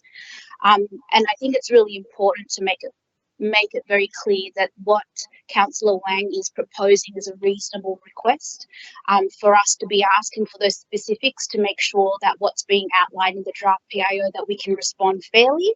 And I think for us to have a very good sound decision making, we should go through a process, whether it's with the General Counsel or other staff, to walk through the position of council rather than putting a very confrontational correspondence back to the Minister. The optics doesn't look great. I hear what some other concerns around, comments around this being a political thing or whatnot, but I think it's really important. I really am proud being a councillor. I really love advocating for my community. I do have concerns that if I talk to the media, I'm more conscious about it. And so at the same time, I think it should be fair that particularly our new councillors, they shouldn't be put in that position where they are being quite potentially scared to talk about an issue in their community, whether it's with the local paper or not. So I'm very supportive of the amendment. I think it's a reasonable approach. And I think the optics for the Minister to not provide us an extension wouldn't be helpful. And I think if we have a collaborative approach to responding to the draft PIO, I think this amendment addresses that. Thank you, Madam. Thank you, Councillor Amber Haber-Arms. We've had 2 speakers for. Does anybody wish to speak against this amendment? Councillor Lansbury? I actually have a question, Madam Mayor, whether it's through you to the General Manager or to General Counsel. If this amendment was carried, what if an extension wasn't granted? We would have missed the deadline, right? So what then? To the General Counsel.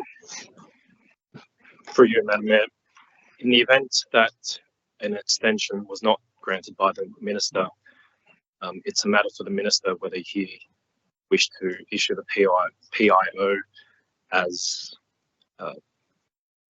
proposed or potentially varied, subject to the deletion of clause 7.2 of the model of the media policy, and that would leave council in the position of having to either accept that PIO as it currently stands or as amended,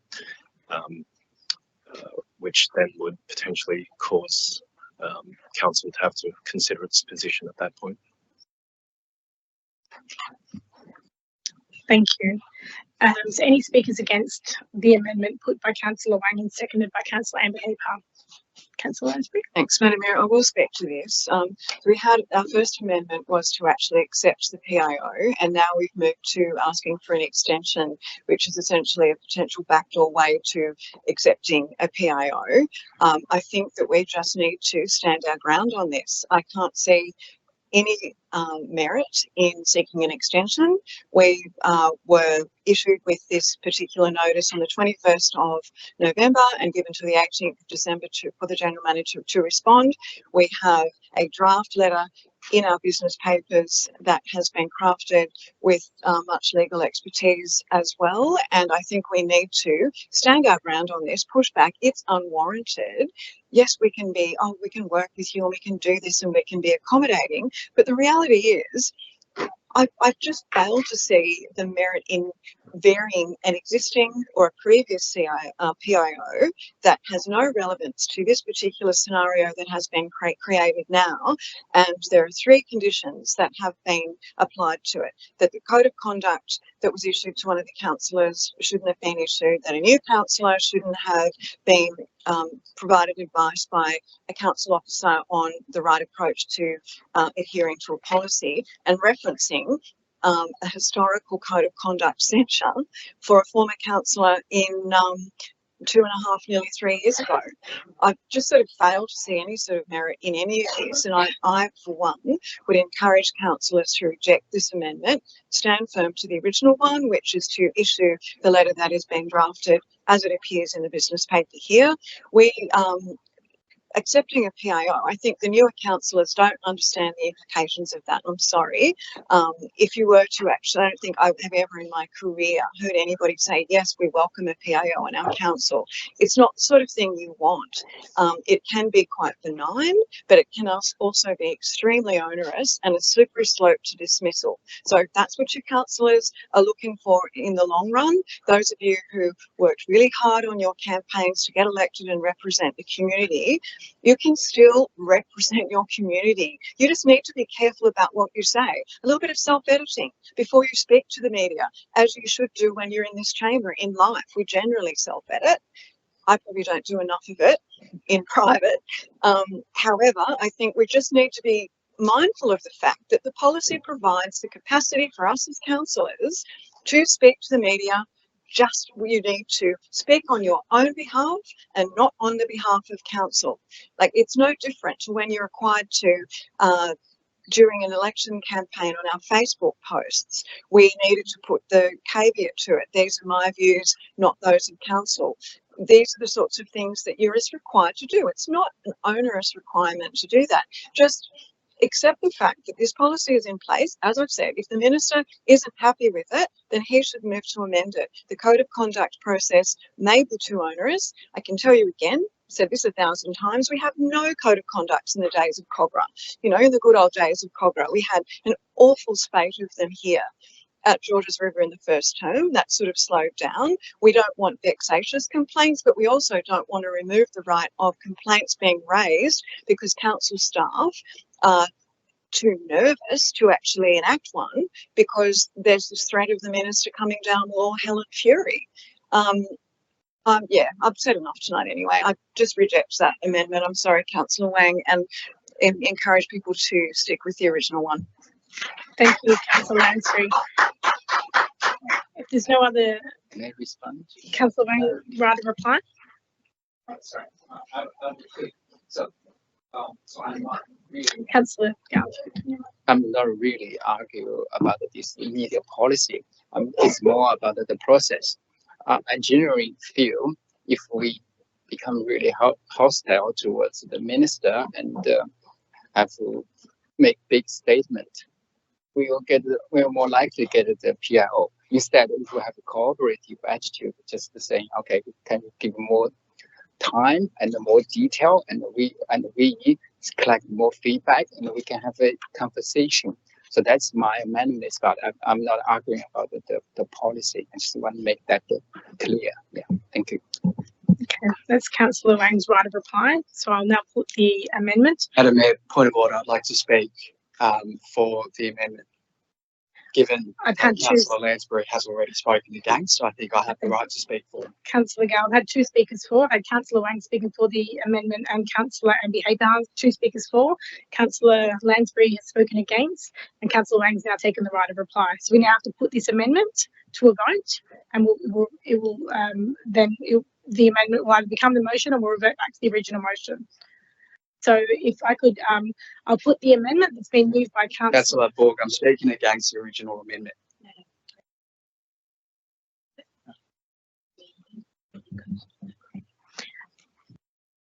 As Councillor Wang's taken the right of reply, I do have to put this amendment, which I will do now. I'll put the amendment. So this is the amendment that's been moved by Councillor Wang, seconded by Councillor Amber Abraham, which has the amended part C, which is that we seek the extension to the deadline provided by the minister. And I'll ask Ms McKinley if you could please go around and take the votes. Madam Mayor. I'm against the amendment. Councillor Allison. Against. Councillor Amber Paperhut. For. Councillor Anzalotti. For. Councillor Arthur. For. Councillor Demoski. Against. Councillor Gow. For. Councillor Jamison. Against. Councillor Lansbury. Against. Councillor Liu. Against. Councillor Marnie. Against. Councillor Mort. Against. Councillor Pun. For. Councillor Stratokopoulos. Against. Councillor Wang. For.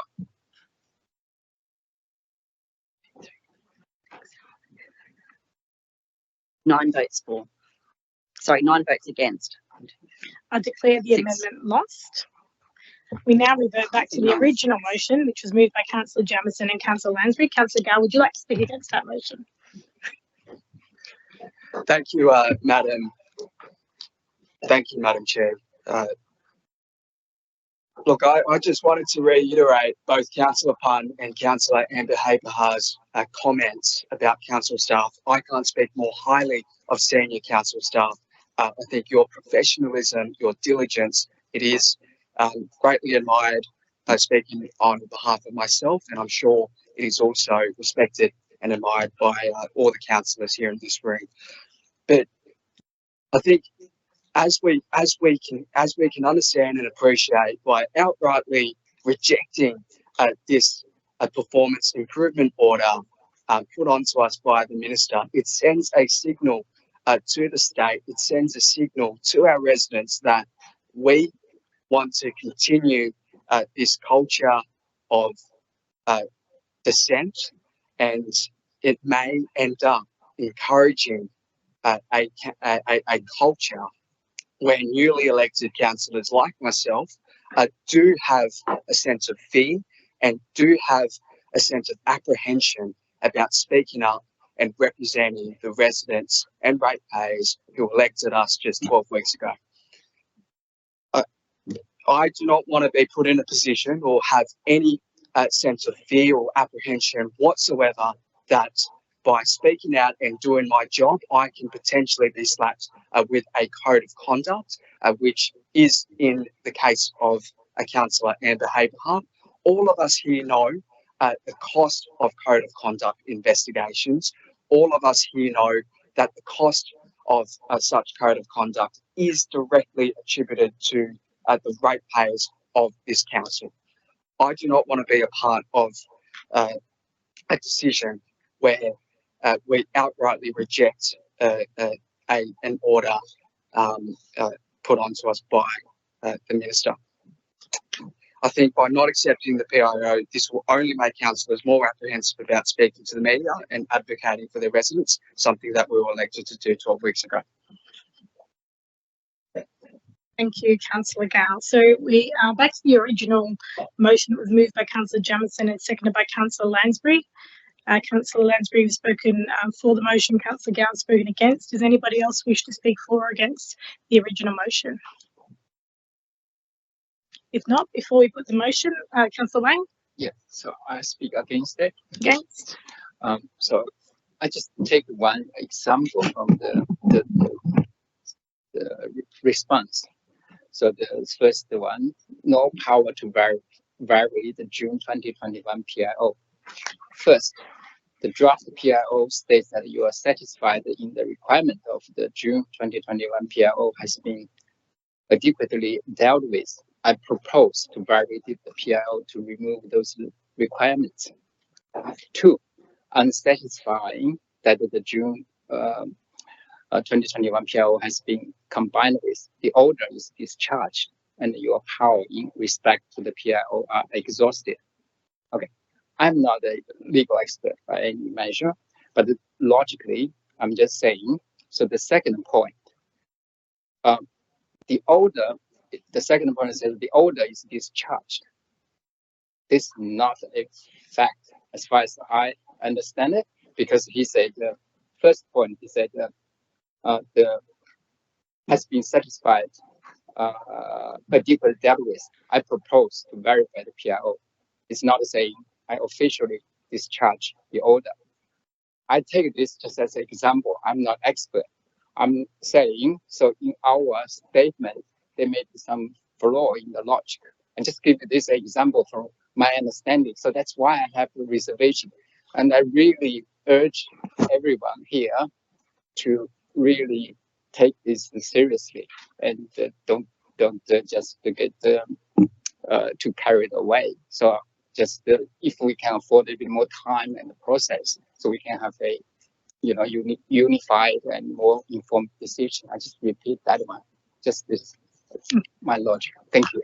Thank you, Councillor Wang. Before I put the motion, councillors, I have a few comments to make on this. Firstly, I fully support the General Manager's draft response to the Minister for Local Government as outlined in attachment 2 of the report, and I support the General Manager's submission that the draft PAO should be withdrawn and no further action taken. Secondly, councillors, we are free to talk to the media.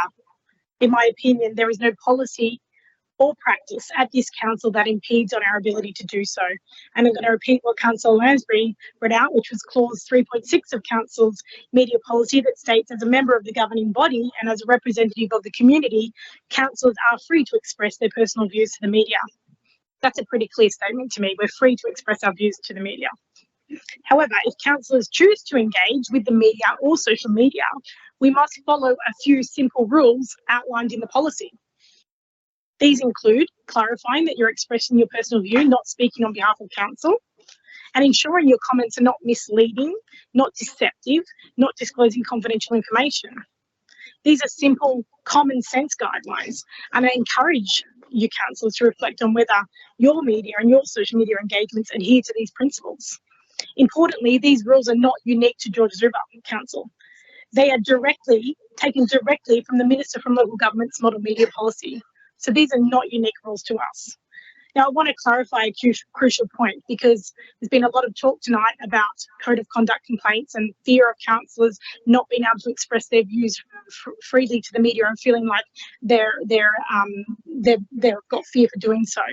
So the important point I want to make is that a councillor's right to speak to the media is a separate issue from whether a councillor can be referred for a code of conduct complaint based on the comments they make to the media. The two issues should not be conflated. Councillors, we are responsible for our comments wherever we make them, whether they're to the media, at public forums, in a public address, or in this very gallery. The third example, as Councillor Lansbury also pointed out, the third example provided in the Minister's notice relating to the potential reform of Councillor Katras was not about comments made to the media, but rather comments made in this gallery. So we're accountable for our comments regardless of the channel that we make them in. Code of conduct complaints can be made by anyone in the community, and more often than not, they are initiated by political opponents rather than by council themselves, rather than by council staff.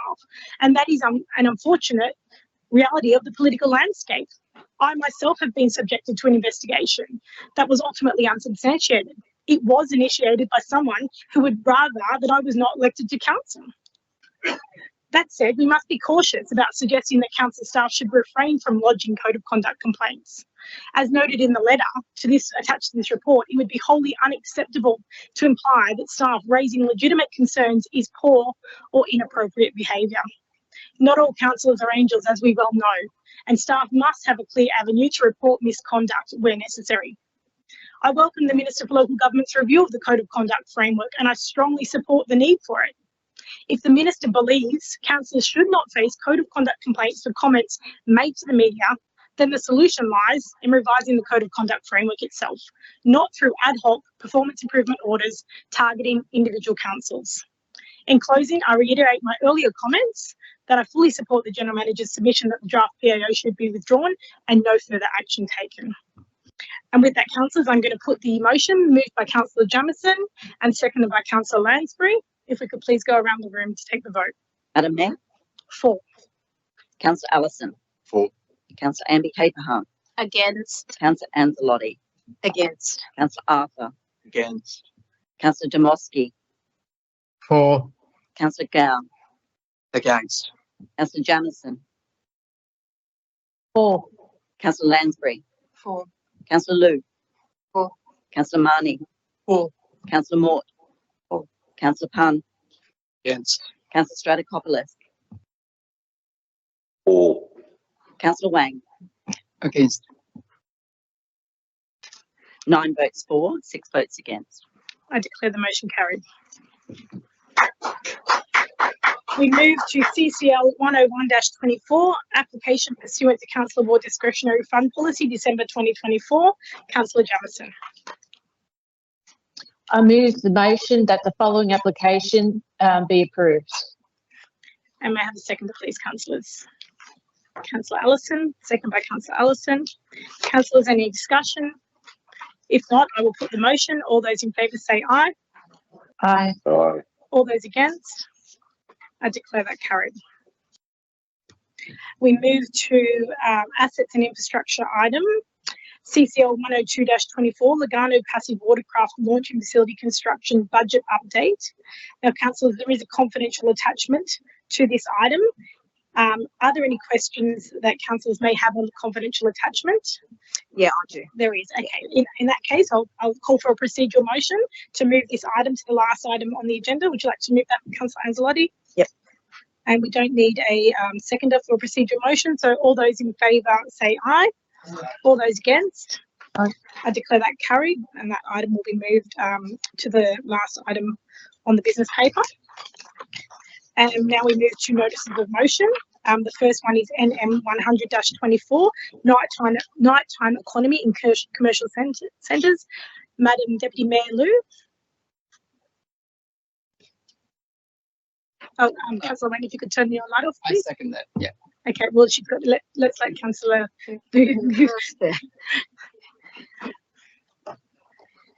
Oh, thank you, Madam Mayor. Thank you. Councillor Wine, so quick, right? Do you want to take the motion ahead of me? Okay. Next time we give you the chance, okay? But not this time. Thank you. Yes, I think the motion in printing is already speak itself. It's very detailed. Thank you for the new manager, Kat. We have a very deep discussions about this. Thank you for preparing his opinions and thoughts from his, professionalism and background. And welcome to the council structure. And we had a very, meaningful talk with the business chamber south as well. You remember, I'm always the one to advocate the nighttime economy. When we talk about this time we put out a very detailed plan. So it includes A, B, C, D, E, F. So we each one focus on different possible actions that council could make, or we recommend council could make. But back to the night economy, it is a big concept. It's not only related to the retail that people can think about, simple just night market. It really, that's only the part of it. So we need to, more open-minded, think about something, in the area, entertainment and leisure, food and beverage, retail, tourism and transportation. I think it include a lot of big details into it. So that's why I think it's a good start when council is still doing the 2025 our development strategy. So it's a part of it. We are doing a good step to start the whole thing. So that's why I'm not going to read out these details. Our councillors can, look at the details, and with the directors' comments and as well. So that's why we start from here. I really urge the councillors to, to support this one, so you can recall the speakers at the very beginning in the public forum. Take, for example, how important those night economy important to Hurstville. That's not only Hurstville in our LGA. We wanted to see more, business centres could be the next after we step up the first step. So that's why I'm here to seek for your, support. Thank you, Councillor. Thank you, Madam Mayor. Thank you, Deputy Mayor Liu. Councillor Wang. Deputy Mayor, if you could just turn your microphone off, please. Thank you. Yeah, I second the motion. Would you like to speak on the motion? Oh, yeah, just briefly, yeah. So the nighttime economy has been established as our strategy for a long time. So actually, so I have a question for the directors through you, Madam Chair. So we had multiple motions for the past year or so. So I just want to ask the director, so have we consolidated all the motions for the nighttime economy and the strategy and just to incorporate into the next strategy and the document. Yeah. I'll put that to the manager.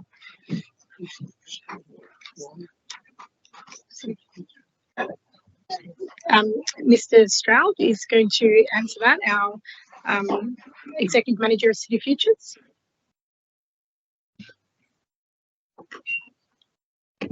Thank you, Councillor. Through you, Madam Mayor. We are consolidating them as the report suggests to look at the refresh of the economic development strategy. So we will do that as part of that process. So have you reviewed all the past motions related to nighttime economy and the night market? Have you, but for the past year or even longer? We will be doing that as part of the process of the economic development strategy. So that's what I'm clarifying, because I don't want to duplicate too many motions, and I have to say some parts of this one is already covered by previous motion. Yeah, thank you. So I may work with you offline as well. Thank you. Thank you, Mr. Stroud. Do any speakers wish to speak against the motion? There being none, I will put the motion. Councillors, all those in favour say aye. All those against? Aye. I declare that carried. The next item, NM 101-24, has been withdrawn. So we will move to the next one, NM 102-24. Council Verges. Does someone want to get Councillor Amber maybe?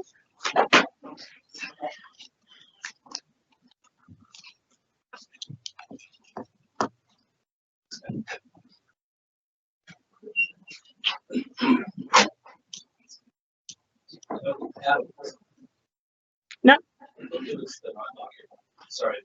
It's been withdrawn. The next item is withdrawn. Yeah.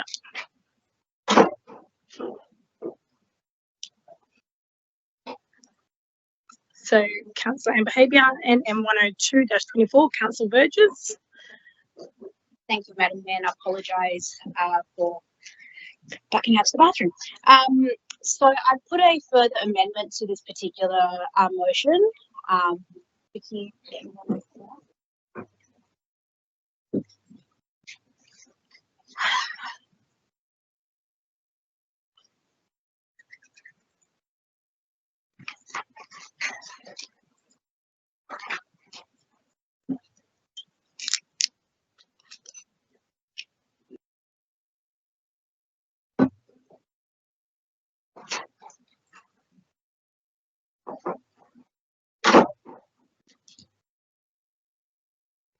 Thank you, Madam Mayor. We need a. If you could read out the amendment, and then we'll get a second down, if that's okay, please. So where does it start? Oh, I should have brought my glasses today. All right. Is it starting up where? So in light of what's been itemised in the business papers, there's an additional subsection at the end. This is specifically pertaining to Sue, who provided a written submission this evening. The additional aspect is that council will maintain the large verge on Seaforth Ave. That council acknowledges the need for ongoing maintenance of the verge on Seaforth Ave and Gunga Bay Road in Oatley to ensure pedestrian safety. That council implement a regular maintenance program for this verge, including but not limited to. And there's a number of removals there, so regular mowing and trimming of grass and vegetation, removal of weeds, litter and debris, assess tree maintenance in accordance with the relevant council policy, because that street specifically has a really large tree canopy on that street, and addressing any issues with erosion, overgrowth and obstructed footpaths. Did need someone to. We need a seconder before you speak to it. So Councillor Arthur is seconded that. And now, if you'd like to speak to it. Thank you, Madam Mayor. So you're adding that to the original motion. To the original motion. So I think the staff are providing the initial part of the motion, which covers what I had put in, was around creating a policy on verge maintenance in our LGA. What initiated was actually meeting Sue a couple of weeks ago, and she expressed some concerns around the upkeep. Now, if I could get the photo up of that particular verge, just so you have an understanding of the it probably doesn't give it justice. It's freaking huge. Odd.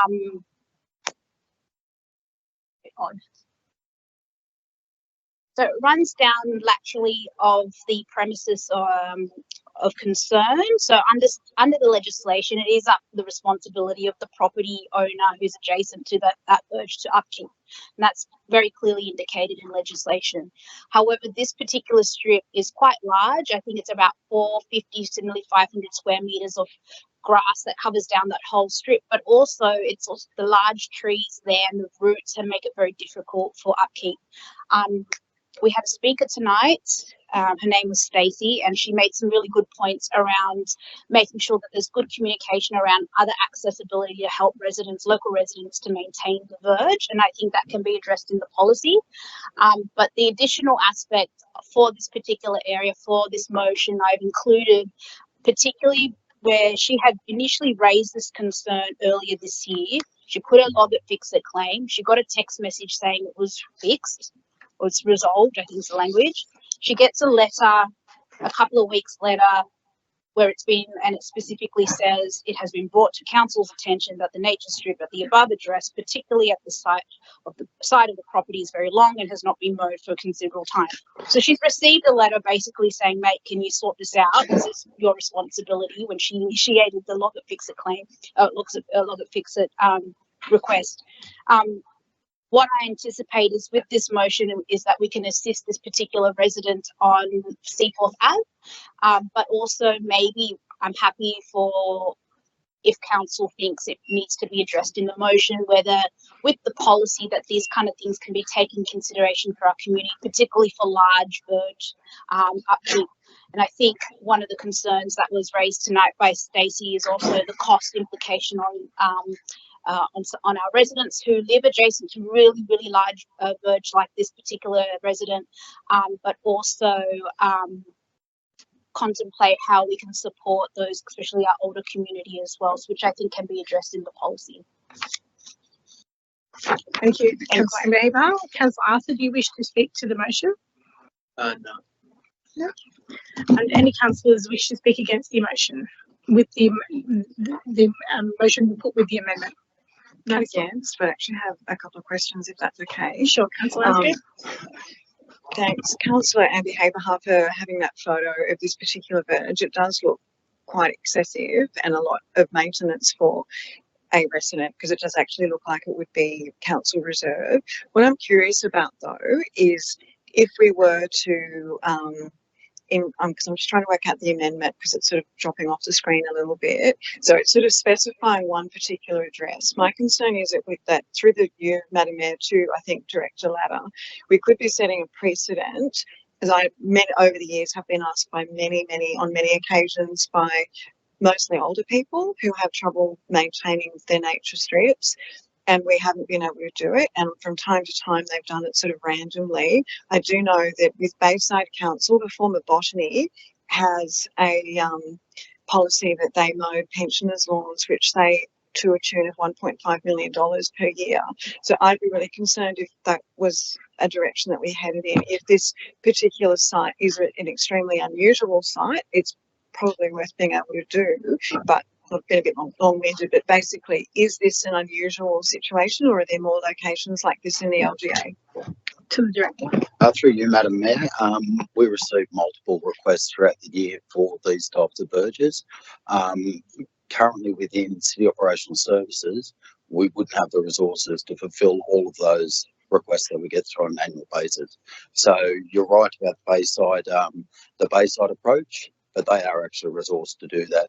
We'd be talking across the LGA about 1,000 kilometres of verge. If that was all maintained by council, we'd be looking at about 100, 110, 120 staff to maintain that.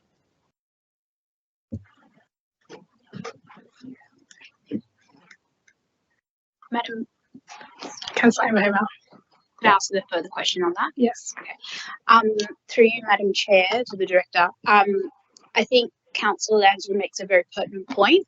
I wonder if it would appease this particular motion if we considered having this on the basis or continue this specific site until the policy is developed to then contemplate, because what I've indicated in the policy is to include a criteria where council can say, yes, we can operationally manage particular verges of this particular size, which then maybe wouldn't be something that would be ongoing potentially. Does that make sense? Like, yeah. To the director. Through you, Madam Mayor, the only concern I would have in terms of just having this one verge singled out is that there's no point of differentiation with some of the other large verges that we've got, Councillor Ambiabar. So that would be my only concern. If this was absolutely set as a single verge until that occurred, I think that would be okay, but then it's still creating a bit of precedent why one resident over another. So that would be my concern. If we were resourced to do it, it's not an issue, but right at this point in time, we don't have the resources to actually maintain all of the verge requests that we get on an annual basis. Councillor Lansbury. It's another question to the director. We had the other speaker who was actually here tonight talked about the aged care services, and that's a industry that I've had referrals to previously when I've made inquiries, similar sort of inquiries, nothing like the size of that one in Oatley, and people have been referred to various aged care services. Is that something that we could amend potentially to include within this? I mean, I don't know. I don't want to make any assumptions about this particular resident and say that she might be an aged person. She might not be. She's probably younger than me. It's definitely not aged. But is that something we should consider, that including that within it, the intent of the speaker that we see tonight? Through you, Madam Mayor, one of the conversations that I was planning to have following or this week with the Director of Community and Culture was exactly that, to provide that support through community and culture. Christy, you might want to comment, but I believe that we've got an officer that actually provides assistance to seniors and the elderly. It's more, I think, a bit of a hand-holding exercise in this regard, just to make sure that they get the right support. I don't think that they're being given the right support from council today with blind letters going back. Just further to that, through you, Madam Mayor, yes, we can do that through our capacity building program, and we can also update our information on the website. So seniors, there are My Aged Care subsidies available, but I think it goes beyond that, because there are people with disability pensions and things like that that wouldn't then qualify for the seniors subsidy, and there may be other options that we can look at. But I would agree by not putting individual addresses in the NOM at this point, and we can review more holistically.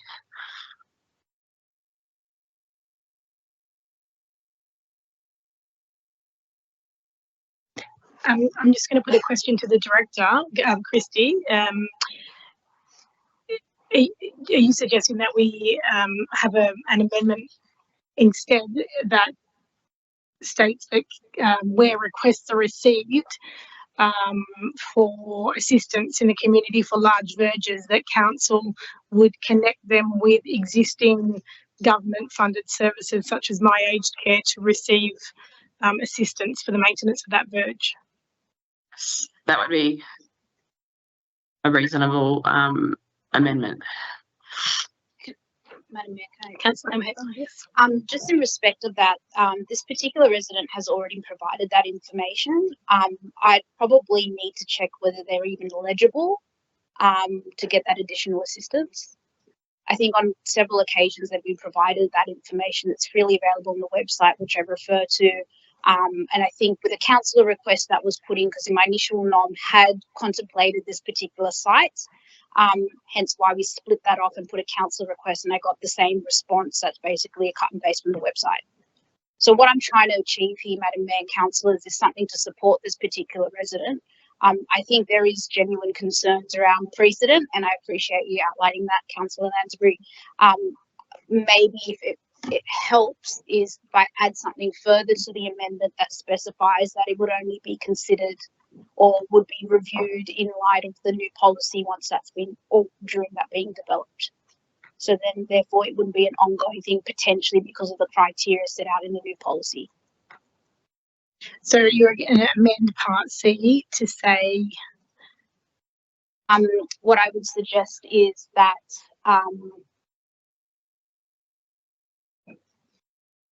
Part E, subject to, so before it, that's, you know, where it says subsection E, just before it says that council, we say subject to the development of the verge policy. So that would then, and then comma, that council. So that gives us capacity to then, depending on the policy's outcome, that this particular site is either still within the policy or not for ongoing maintenance. But you're still including in there that we are going to part C that says we will maintain it, or is that coming out now that's saying subject to the outcome of the policy? Just give me a moment.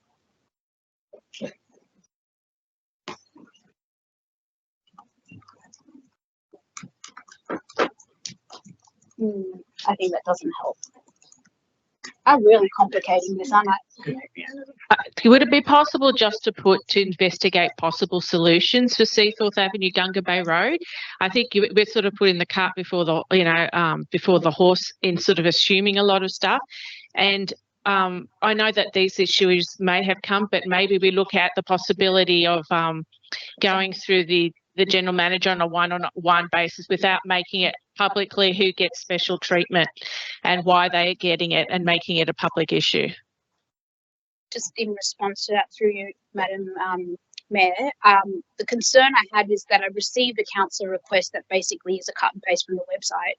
So I'm not being able to assist this particular resident, which, and you saw from the image, it's quite large. It's not your normal verge. Like those who know where I live, I've got this ridiculous tree and we just manage, and it's a small patch, but when you think of the size of that particular verge, I think it would be considered reasonable that we would be requesting council to seek some, or to provide assistance for that area.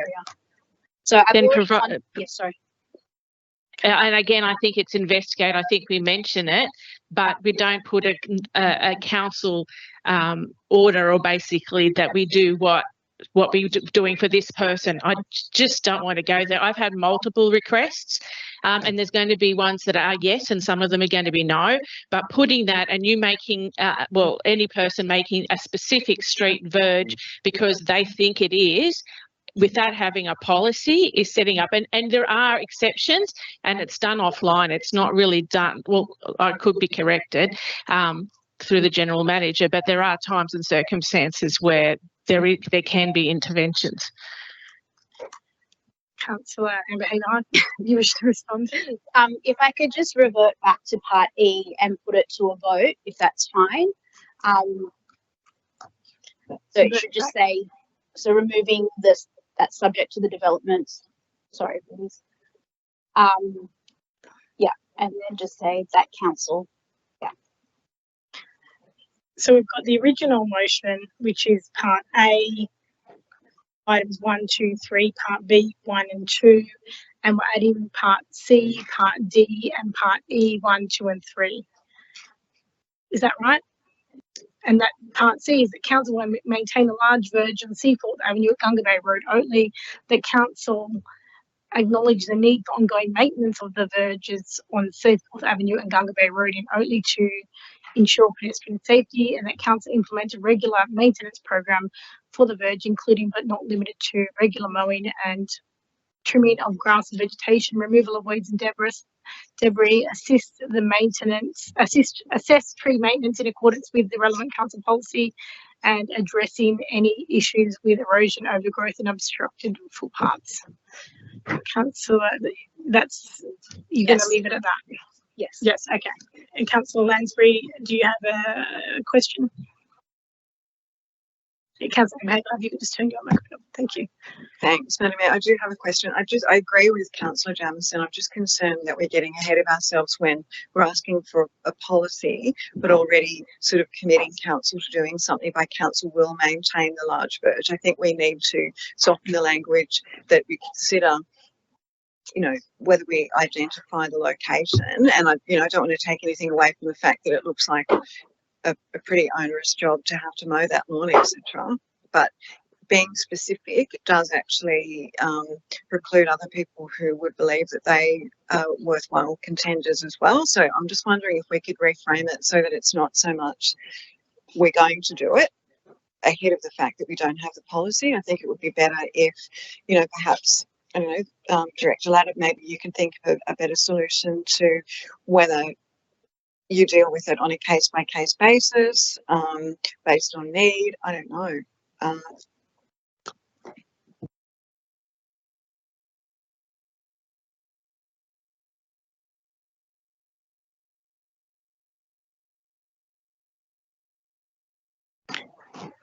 Just going to put a further question to the director. Oh, sorry, Catherine Lansbury. Sorry, to the director. Go ahead. Sorry. So through you, Madam Mayor, I think the development policy will actually cover off how we actually approach and treat on an individual basis. So that was the aim of having those first two parts. With this particular instance, my only concern right at this point in time is there's no identified budget and we're not resourced to actually maintain. So it would be something over and above what we currently do, which would mean that we would need to take something off what we currently do at an operational level. This would essentially be taking a mowing crew off a park for that week. Thank you, Councillor, Mr. Ladder. Sorry. I'm going to suggest, if I can, an amendment to try to resolve this. Before item C, if we can add in that the General Manager provide a future report to Council on whether Council can, and then the points that you have there, can maintain the large verge on Seaforth Road, and then we can investigate the if that piece of land is classified. I think in the report it says that that if it's it said if it was a bush reserve or things like that, then council and the owner is not responsible for it. So we can investigate those types of things and establish the cost to do the action. So that I'm going to propose that amendment, if I can. And Councillor Amanda, I'll ask you if you do accept that amendment. Yeah, I do accept the amendment. What I'm conscious of is just the time that it takes to get a report. So what would that mean for, through you, to the director, just around how do we assist this particular resident while we wait for a report? To the director. Through you, Madam Mayor, the councillor request that was actually put in last week, it was responded to by one of the managers. After a review of that report, that was a comment I made earlier about actually talking with the Director of Community and Culture. I think there are other avenues rather than what was actually proposed in the response last week. One of those avenues, I think, is to actually provide further support through the Community and Culture team. And there might be some one-off instances where we actually just deal with this particular verge, but committing to it on a long-term basis is the issue that I've got.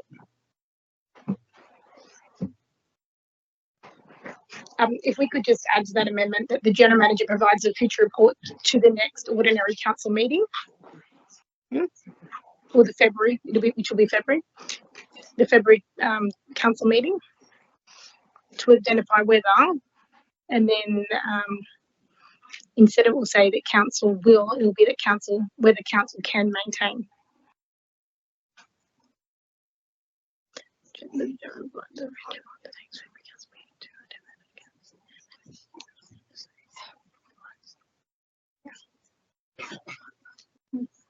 Yeah.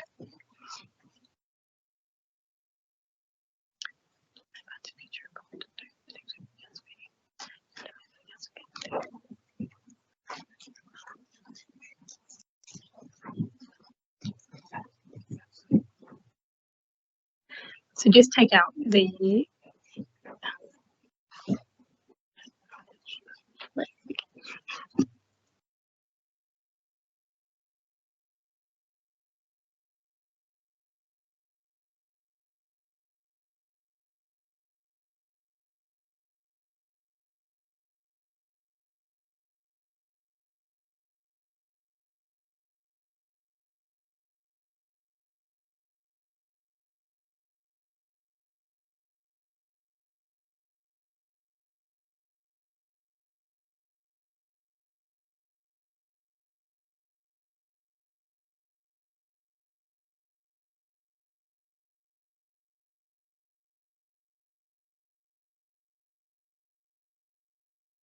I think part F and G will form part of the report.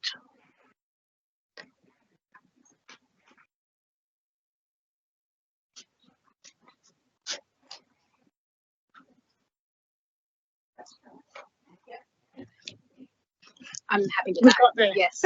Excellent. Councillor Amber Haber accepts the amendment. Councillor Arthur, do you accept the amendment? I do. Fantastic. Is there any other discussion, councillors? Can I just put, can we change it to C? Sorry, I'm just being OCD. Nikki's getting a workout tonight.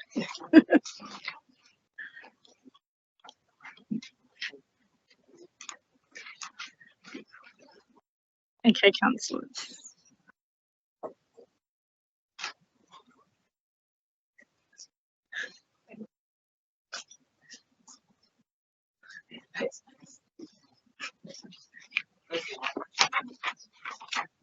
Anyway, okay, I'm going to put the motion, councillors, and you can work that out later. So, moved by Councillor Amber Haber, seconded by Councillor Arthur, is the motion with the amended part C added in to get the report at the next council meeting on the items outlined by Councillor Amber Haber. I will put the motion. All those in favour say aye. Aye. All those against? I declare it carried. Okay, we move to NM 103-24, traffic and parking measures, report by Councillor Wang. Thank you, Madam Mayor.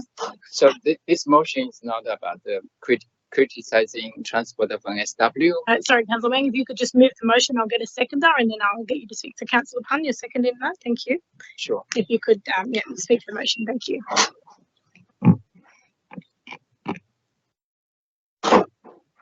So, sorry, I'm. Yeah, please go ahead now. Yes, sorry, I just needed to get the seconder, which Councillor Pun has seconded it for you. Yeah. So you're good to go now. Thank you. Yeah. So this motion is not about criticizing transport of an SW or the council. It's about finding opportunities for collaboration between the council and the TFNSW and the residents and the business owners of Beverly Hills who face daily parking challenges, as we have all heard from the public speaker. But before I delve into these details, I would like to acknowledge the hard work of our former councillor Colin Samington. Her tireless advocacy for this particular Beverly Hills Community Car Park was instrumental in securing accessibility improvements that directly benefit the local residents and businesses. So for this community car park, it's a long story, but once things is finished, the commuters get about 200 car spaces, but the local residents and visitors lost around 100 free spaces. Unsurprisingly, this has caused the frustration among the locals. The council has consistently advocated for the inclusion of non-commuter parking in the car park, but the TFNSW has yet to agree to our multiple requests. Since its opening, I have closely monitoring the situation, discovered a potential opportunity for compromise. So there's one excellent feature of this car park. It has a real-time monitoring of its vacant spaces, which is accessible online. Based on my spot checks, the car park often has a large amount of vacancies. For instance, last night, Sunday, at 5 p.m., we have 186 spaces available. At 10 p.m., I visited the car park personally, and just the display at the entry just shows there are 185 vacancies. So, and even today, so I checked that in the afternoon, there are 172 spaces available. And as you know, in the evening, 5 p.m., 10 p.m.-ish is the busiest time for the restaurants and business nearby. And I think there's a good opportunity there. So,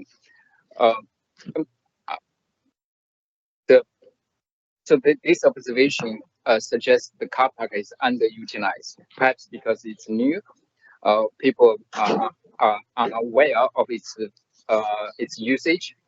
Regardless, with this real-time data, we have opportunity to work with TFNSW, identify trends, and develop smart solutions.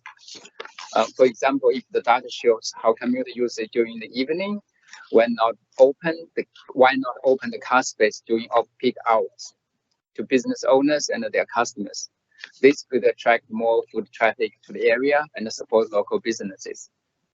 The horse may have been boarded, but the gate isn't completely shut yet. So I genuinely look forward to collaborating with the TFNSW to explore those options. And for the Taronga Terrace parking spaces, this has been benefited from some innovation community-driven initiatives last year, which the council has endorsed and partially implemented. So this motion is just to formally document these ideas, consistent tracking by both council and the residents. Essentially, there are two parts. One, there are several unlimited parking spaces in Taronga Terrace. These spaces are often occupied all day by commuters, leaving no room for customers. So we should consider converting this into timed parking to prioritize customer access. Second, at the Morgan Street bus stop, there are about 6 car spaces reserved for bus, but for half of the day in the afternoon, there's no bus at all. So this could be potentially converted into timed parking space to better serve the area. So in conclusion, despite the limited space, the community has identified the practical opportunities to alleviate parking challenges and the seek council support. So this motion is about advocating for smart solutions that benefit the community, business, and the residents alike. So yeah, therefore I'm seeking your support. Thank you. Thank you, Councillor Wang. Councillor Pun, do you wish to speak to the motion? Please, if I could, I just wanted to reiterate my support for this motion. It's obviously a car park that many residents in Beverly Hills would like to see better utilised. I just wanted to take into account Mr. Carlisle. Do you know Councillor Wang? He did ask about the model. It's exactly like all the other commuter car parks in Sydney. As far as I know, I'm particularly well versed with the one in Cogra, in which you must tap the opal in order to get a free parking spot for the day.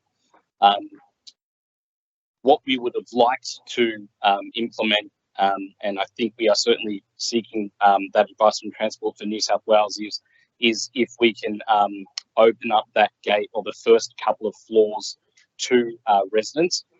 Unfortunately, in its current and implemented design, as I understand it was undertaken by the previous New South Wales government, it's robbed that capacity from residents who just simply want to go to the restaurant, the bar, to do their shopping, to do their errands, and it's just pushing it all to people that want to catch the train.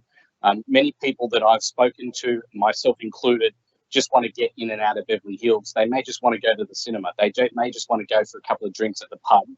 And it's difficult, and it's becoming more difficult to get parking on that side without that car park that was there on Edgbaston. So I hope we can work with Transport for New South Wales to look at some more options, particularly on Taronga and obviously on the other side of the Beverly Hills. And I hope we can make that work. So thank you. Thank you, Councillor Pun. Any councillors wishing to speak against the motion? There being none, I will put the motion. All those in favour say aye. Aye. All those against? I declare it carried. Next item is NM 104-24, Parking Matters, Carlton Day Night Pharmacy. Councillor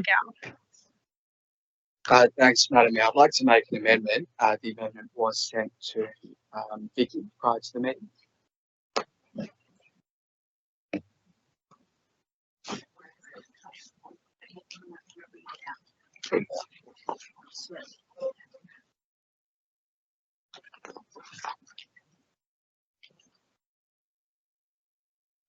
So the motion will read,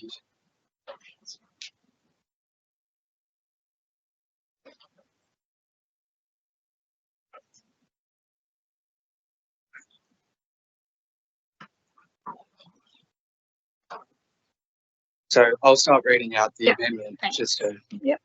So the amendment is that council notes the significant challenges associated with parking outside the Carlton Day and Night Pharmacy and adjacent businesses on weekends due to insufficient parking restrictions and vehicle turnover.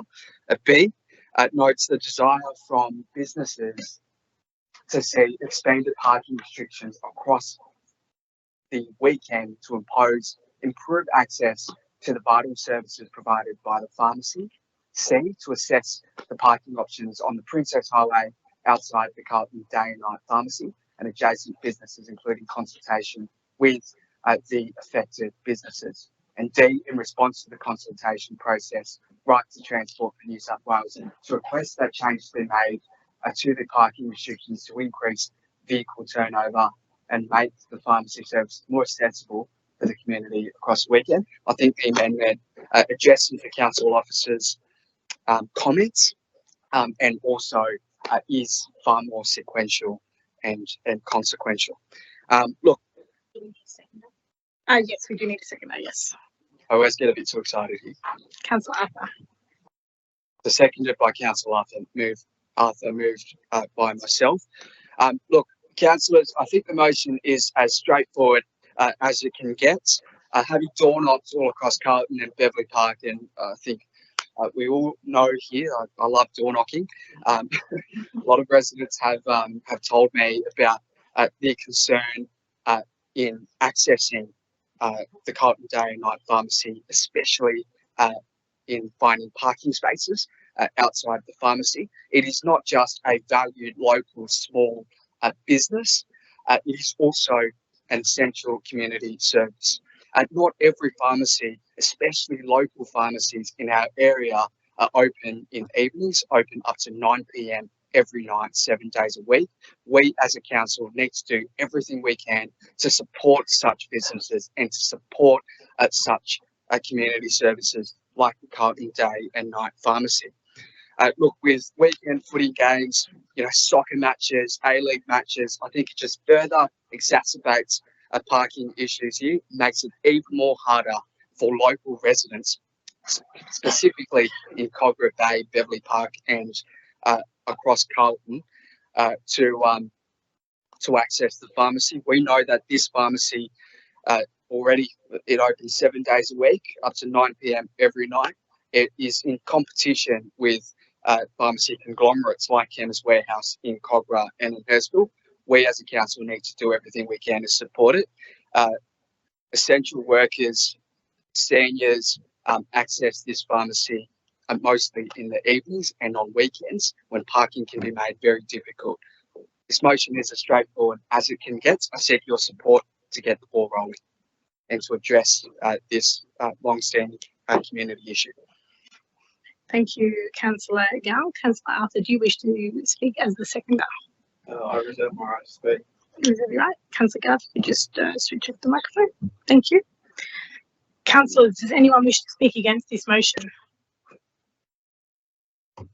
If not, I will put the motion. All those in favour say aye. All those against? I declare it carried. Next item, NM 105-24, warnings regarding use and disposal of batteries. Councillor Marnie. Thank you, Madam Mayor.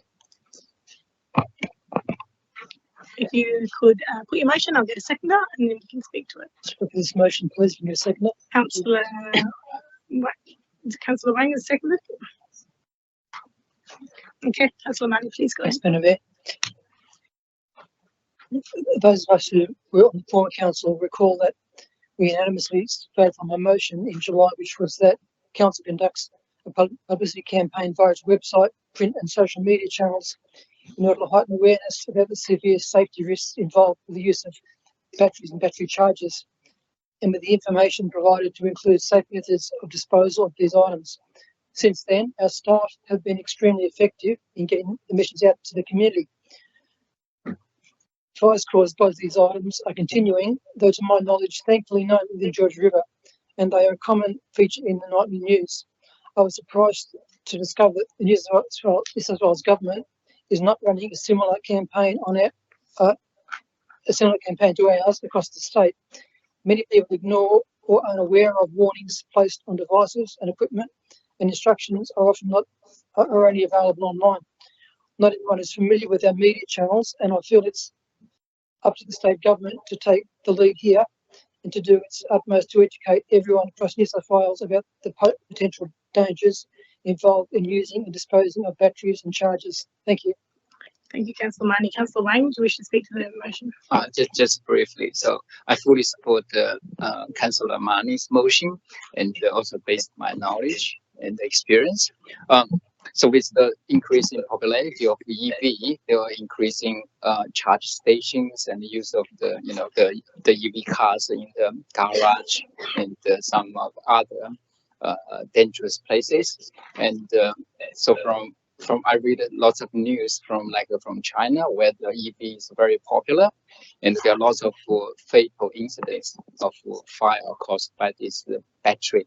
So I fully support the Councillor Marnie's motion to advocate this case to the state level to avoid and reduce the accident by accident. Thank you. Thank you, Councillor Wang. Does any councillors wish to speak against this motion? There being none, I'll put the motion. All those in favour say aye. All those against? Declare it carried. Next item is NM 106-24, tree planting program. Councillor Allison. Thanks, Madam Mayor. I just have, due to the diligence of Councillor Tom Arthur, he found a minor amendment we need to make to paragraph A, that on the Honourable John Graham is Minister for Roads and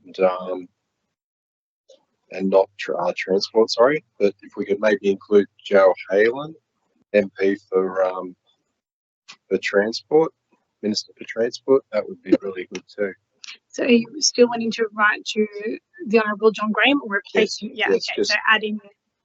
Yes. So changing him to the Minister for Roads and adding Minister Joe Halen, Minister for Transport. Yes, if that's okay.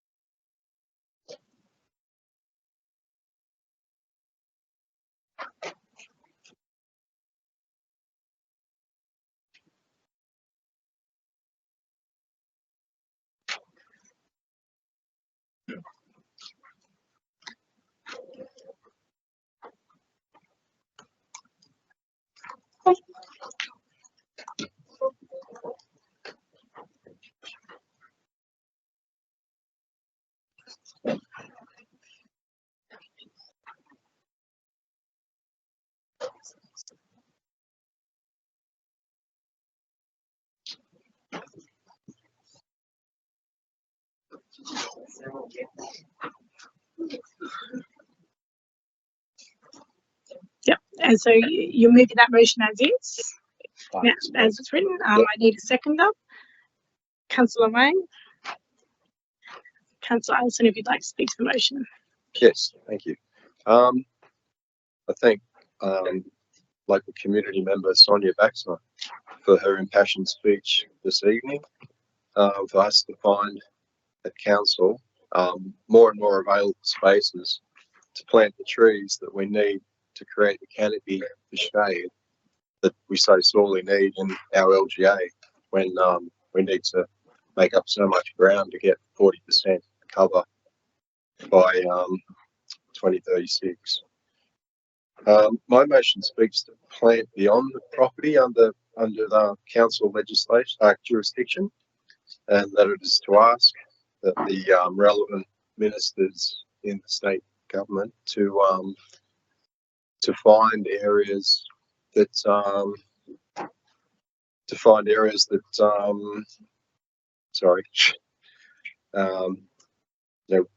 areas that proper such areas as along main roads, railway corridors, hospital grounds, and other areas under which they control.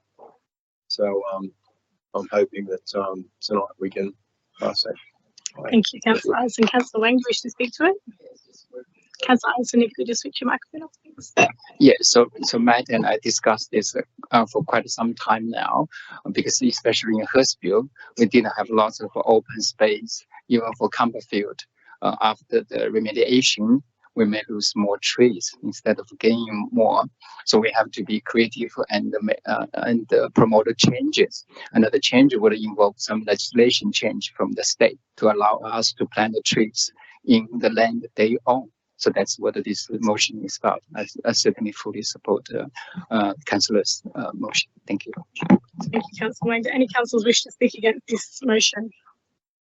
There being none, I will put the motion. All those in favour say aye. Aye. All those against? I declare it carried. Next item is NM 107-24, construction of memorial garden to honour victims of domestic violence. Councillor Marnie. Moved by Councillor Marnie, second by Councillor Liu. Please go ahead, Councillor Marnie. Thank you. Following some very moving addresses on December 2nd at Jubilee Stadium by St George Police Area Commander Detective Superintendent Paul Dunstan and anti-domestic violence campaigner Simone O'Brien and Madam Mayor, council staff and many of us councillors marched alongside domestic violence victims, community members, school students, health workers, police officers and other professionals involved in this challenging field to Cogra CBD to mark International Day for the Elimination of Violence Against Women, which fell on November 25th. The statistics are quite confronting, though one of several very chilling aspects is that one woman was killed every 11 days in Australia during 2022 and 2023. In 2023, Bayside Council constructed this reflection garden. This pictures up on the screen at the moment. In Much Park Pagewood, which carries images of inspiration, healing, encouragement, an attractive selection of trees, shrubs and flowers, paving, seating and powerful signage. I believe that those Georgia residents who have fallen prey to this serious crime deserve to be honoured by a memorial garden, which will also serve as an educational tool and hopefully also as a preventative measure. Thank you. Thank you, Councillor Marnie. Councillor Liu, do you wish to speak to the motion? Thank you. Thank you, Madam Mayor. Yeah, that's right. I fully support Councillor Marnie's this motion and intention. We come across, a lot of chances to hurt or even encounter someone, surrounding us. They facing these, the social problem. I think to set up this garden is not only from the greening concept to add on more open space or greening space to our local community. And the other thing is, I think, to anti family and domestic violence is a generation and education issue. So that's why to put a permanent gardening is always reminding people that it is a kind of a social problem and need the generation to understand that the education needs to pass from generation to generation. So I think that's where I'm coming from to support Councillor Marnie's motion. Thank you. Thank you, Councillor Liu. Do any councillors wish to speak against this motion? There being none, I'll put the motion. All those in favour say aye. Aye. All those against? Declare it carried. We now move to questions with notice. So the first is QWN 034-24, Merv Lynch Reserve Dog Park. Do any councillors have any other questions on this motion? Councillor Wang? I'm you first. Councillor Liu? Yeah. I questions. Okay, we'll go to Councillor Liu first, then Councillor Wang, and then Councillor Jamieson. Thank you. Thank you for the answers put up in here. I've got a further question. Before the meeting, I had a discussion with Director Andrew Letta. I will put out councillor request tomorrow to ask for extension because this public survey or public consultation start from the 3rd of December till the 12th of January. That's mainly during the Christmas and New Year break, just in case the residents and people are away for holiday, they don't have the much time to to look at the full report, option A and B, or someone wants to come to council to really access to the plans on paper. I think our building is going to be closed from 20th December to the 6th of January. So that's why I want to, tomorrow I want to put out a council request to seek for the extension for another 3 weeks, if I could. Thank you. Thank you, Councillor Liu. So Councillor Liu, more of a comment to put in a council request for an extension of your same time. Councillor Wang, I think you were next. Yeah, so I just got the message from the speaker. She said she has submitted the video, would like to show just a short video as part of the speech we didn't show before. Well, it's really, if there's further questions to the questions with notice, we can take a question, but we're not really speaking to the motion now, so it's not a motion as such. Okay, so that's fine. Have a question? No. Maybe you can circulate it to councillors tomorrow. Councillor Wang for the review. I'll go to Councillor Jamieson next, and then Councillor Pun. Councillor Jamieson. Yes, I had a couple of questions because I attended the site, but do we have rangers that go out and actually see what's going on? Have they actually pulled up people and noted it, or how do we have an independent person to actually say what's going on? Through you, Madam Mayor. Yes, the Rangers have been attending that site upon request. They have actually been doing some random patrols as well.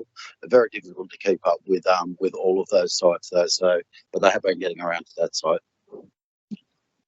And there was the complaints, because I've actually been there and seen the other side, and it is a very useful one. And I can tell you, I'm not a dog person.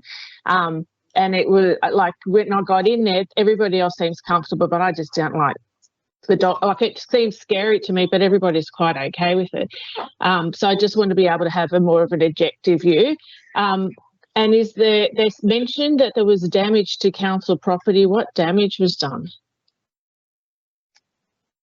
To the director, is that something you are aware of? Through you, Madam Mayor, I'm not aware of any damage that was done at Merv Lynch Dog Park to council property. Okay. Can you clarify, Councillor? No, the speaker, Martin Shans, said that there's damaged council property. So I'm curious as to what that is. And I'm just conscious that I've like now heard both sides, and I can understand that people at parks would be uncomfortable, like people near parks tend to be uncomfortable with it. But if we're having this behaviour that's described, does not mean that everybody else should miss out unless it's to a smaller area, for example. So, but it has to be verified. It can't be just like I had, for example, I've had people. Sorry, I just want to say if there's another question, we'll take it. Otherwise, we're not speaking on the motion. Do you have another question? Otherwise, Councillor Pun has another question. No. You good? Okay, Councillor Pun. Thank you, Councillor Jamieson. I just wanted to ask if we could get some of that, an indication of the very positive and very negative feedback. My experience with the community, it is quite a divisive issue. There is quite a dichotomy between those dog owners and the residents, and I'm wondering if council shares that view, and if so, how? Are there strategies to sort of maintain the dog park, but also alleviate some of the concerns that I'm aware of from those residents? Thank you. Through you, Madam Mayor, Councillor Pun, you're right. There are two very different opposing views in relation to dog park users and non-dog park users. What council officers have aimed to do is actually resolve a compromise between those two users of the park. Sort of in a situation at the moment where no one is going to be happy with the outcome. So we're planning to bring that back to council. We'd like to present all of that community feedback to council, and you know, understanding that the two residents that spoke today have real concerns in relation to the privacy and safety of their surrounding properties. So we're trying to balance all of that when we're gauging that feedback. Is there I get an element that there's a personal feud there or some personality mismatch? Through you, Madam Mayor, I wouldn't know. Yeah, I wouldn't know, Councillor Pun. Thank you. Councillors, any other questions on that question with notice on Merv Lynch Reserve Dog Park? No. We'll move on to the next one. QWN 03524, homelessness in Georgia River. Do any other Councillor Amber Hebert, do you have a further question? Just through you, Madam Mayor, I just wanted to ask a further question around what we're doing to address the vacancy issue in that team. Okay, I'll put that to the director who is online. Ms. Dodd, are you still there? Yes, I'm still here. The roles are all now filled. There's one starting in January and another FTE that's currently on hold. So we are recruiting what was a team of 6. There's now 5. Well, will be 5 in January. Does that answer your question? Any other councillors have any other questions on this one? If not, we'll move on to the next one, which is QWN 03624, Kempsfield. Report by Councillor Pun. Do you have any further questions, Councillor Pun? Yes, if I could, please. I just wanted to know, there is that talk about the ammonia, and I just wanted to, are you able to confirm that it is there, and if it is indeed coming from those residential blocks, and I believe it is at 99 Forest Road and 12 Jack Brabham. I think The question in the bag is 93 Forest Road. Oh, 93, sorry, my apologies. Yes, correct. So the question is there evidence that ammonia is coming from those properties? Yeah, and if so, is it connected to those two properties in question, 93 and 12, is it? Okay, Acting Director of Environment and Planning, Ms. McMahon, will take that question. Hang on. Yes, there is evidence, and council has issued a notice on the builders and is currently working with them in order to address the situation.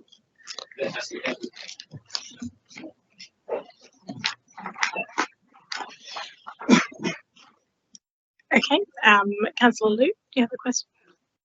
Yes, I do have questions.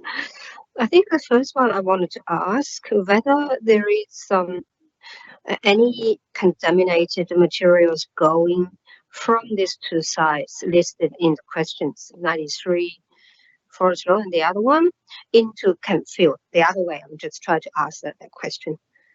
Yeah. So I think the first question was, I guess the question is there contamination going from the properties into Kempfield? Is that the question you just answered?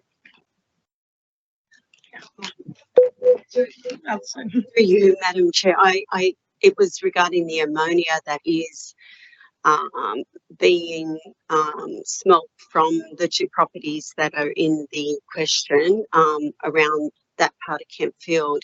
In respect of Councillor Liu's question, I can't answer that. I'll need to take it on board.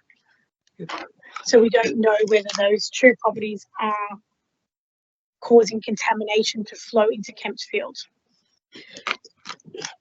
Through you, Madam Chair, we've issued an order on the builders because we've had a positive ammonia reading from the stormwater connected from the canal situated at the rear of Blakesley Road, Hurstville, that has been traced back to the premises, but that's all we have at the moment.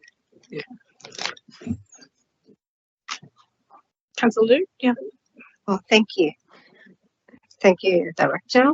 And I wanted to further to ask another question. What regulatory actions is Council's compliance team taking to address issues relating to these condemnation at these two sites been listed in the questions? Thank you. Through you, Madam Chair, the council has issued a prevention notice on the builders back in August this year that the building company has to comply with. We're currently working with them and with our own consultants in order to address all the issues coming from the site. Thank you. You have another question, Councillor? Not a question, just so that means council is taking the proper actions, right, towards that issues, right? Through you, Madam Chair, yes, the prevention notice was issued under the Protection of the Environment Operations Act 1997. Okay. Thank you. Councillor Pan has another question. If I could just ask just a quick follow-up. How does that happen? Like, I'm just not sure what causes that contamination to flow from it. Is it a construction issue? Is it a you know, like how does it go about?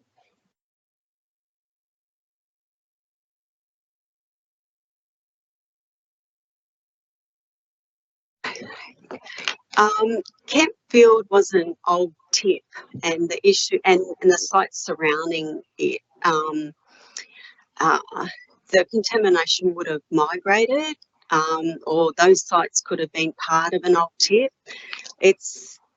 It happens on sites where you've had industrial uses and waste uses there, so it's not unusual. When you're building a residential development, you would have to go through the preliminary assessment, a remedial action plan, and also you would need to comply with conditions so you can get a site audit statement signed off for the site to allow residential. As I said, we have issued a prevention notice under the Environment Operations Act, and we currently have hired our own contamination consultants to go through the reports that have been provided by the builder to ensure that the contamination that is happening, the ammonia, will be addressed on the site. Thank you. Councillors, if there's no other further questions on that item, we'll move to the next one. QWN 037-24, 12 to 22 Dora Street, Hurstville. Thank you, Madam Mayor. So I just want to seek clarification because the through you, the director's response is the compliance team is working with the safety experts engaged by the building manager, the legal representatives, and the FRNSW to resolve the issue. So, but according to this speaker, they didn't have any meeting with the council. I just want to clarify, have we had any meeting among those parties? Through you, Madam Chair, there has been no meeting with the residents of the apartment. However, council deals with the strata manager, and owners and residents of the apartment block should be contacting the strata manager for that particular site. So how about sorry, just through you, Madam Mayor, how about the fire experts and their legal representatives?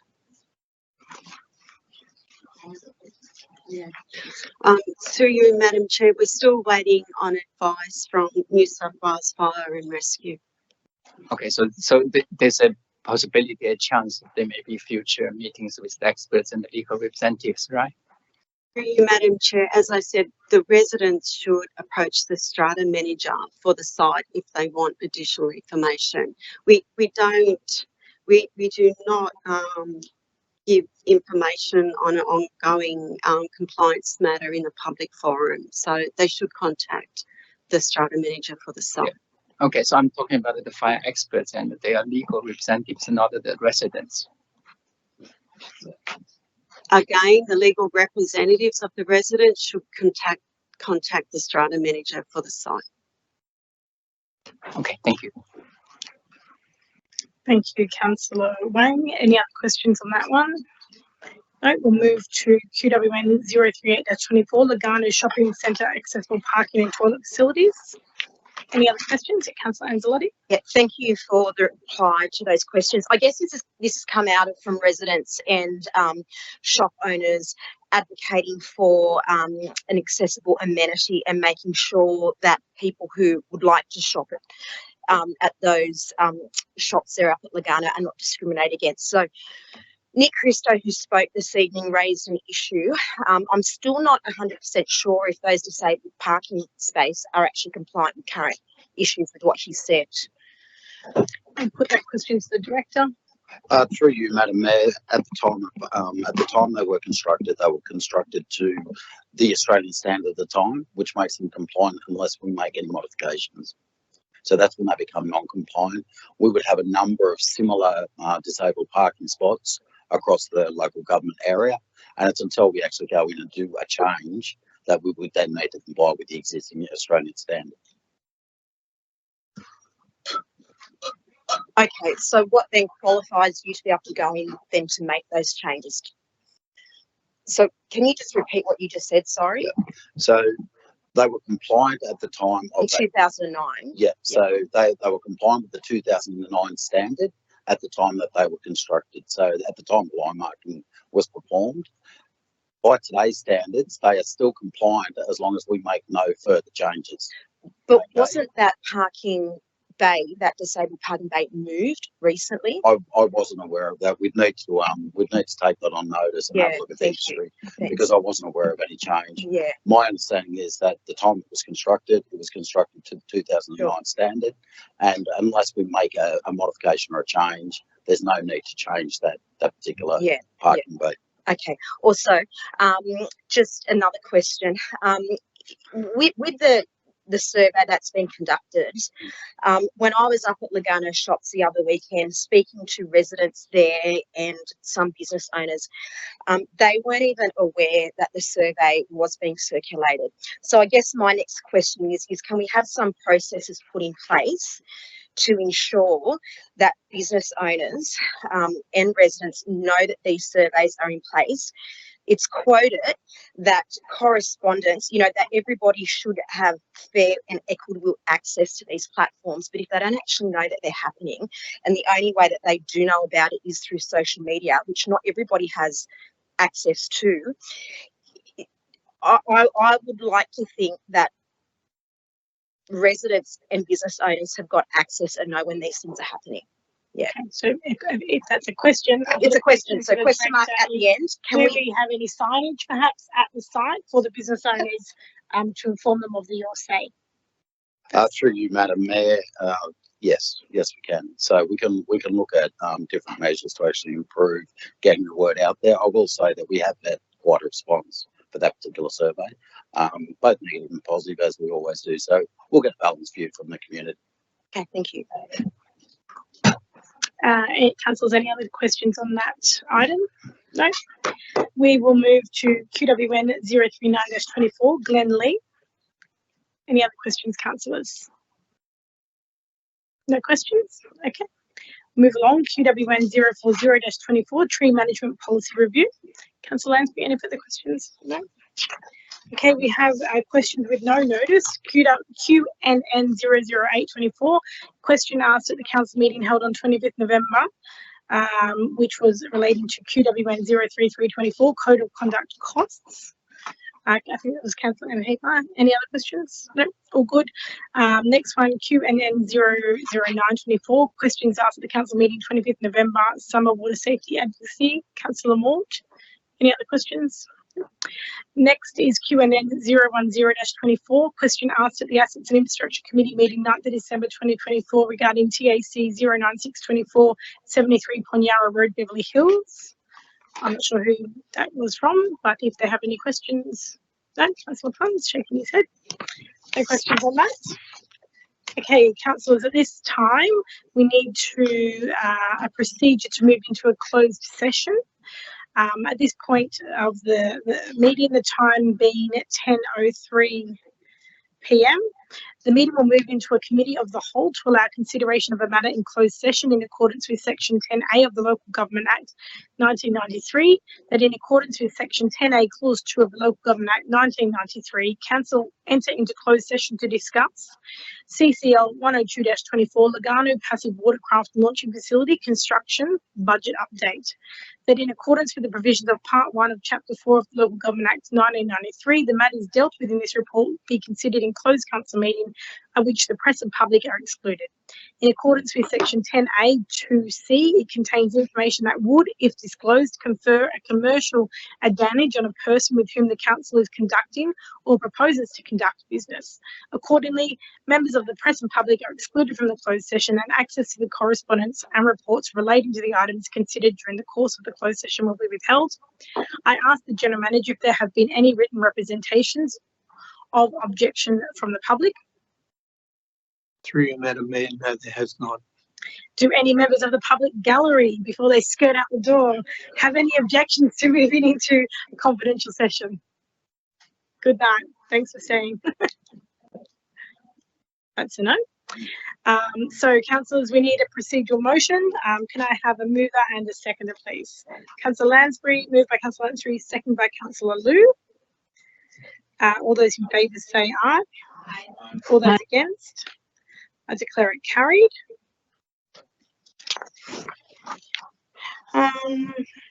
For the members of the public and the press, live streaming will cease and resume following the confidential session of council. Once the items are addressed, the live streaming will recommence and the resolutions which occurred in the closed session will be confirmed.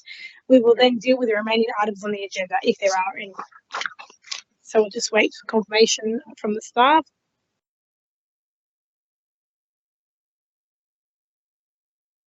Back live. Okay. We will wait for the decision of that closed session to come up on the screen. Is that it there? We good, Vicky? Yep. Okay. Councillors, we now need to call for a motion to adopt the resolutions from the closed session. That the Committee of the Whole recommendations from the closed session in relation to item CCL 027A24 of this meeting be received and noted as a resolution of council without any alteration and amendment thereto, and that the recommendations of the closed session be adopted as follows. And the motion is up on screen. If I could please have a mover, Councillor Lansbury, and Councillor Liu has seconded that. That's to adopt the resolution of the closed session. All those in favour say aye. Aye. All those against? I declare it carried. And there being no other business on the agenda, I declare the meeting closed at 10:13 p.m. And I wish everybody, well, councillors and staff, a Merry Christmas. I hope everyone enjoys a nice break. We'll see you late January, Australia Day probably. Thanks everyone.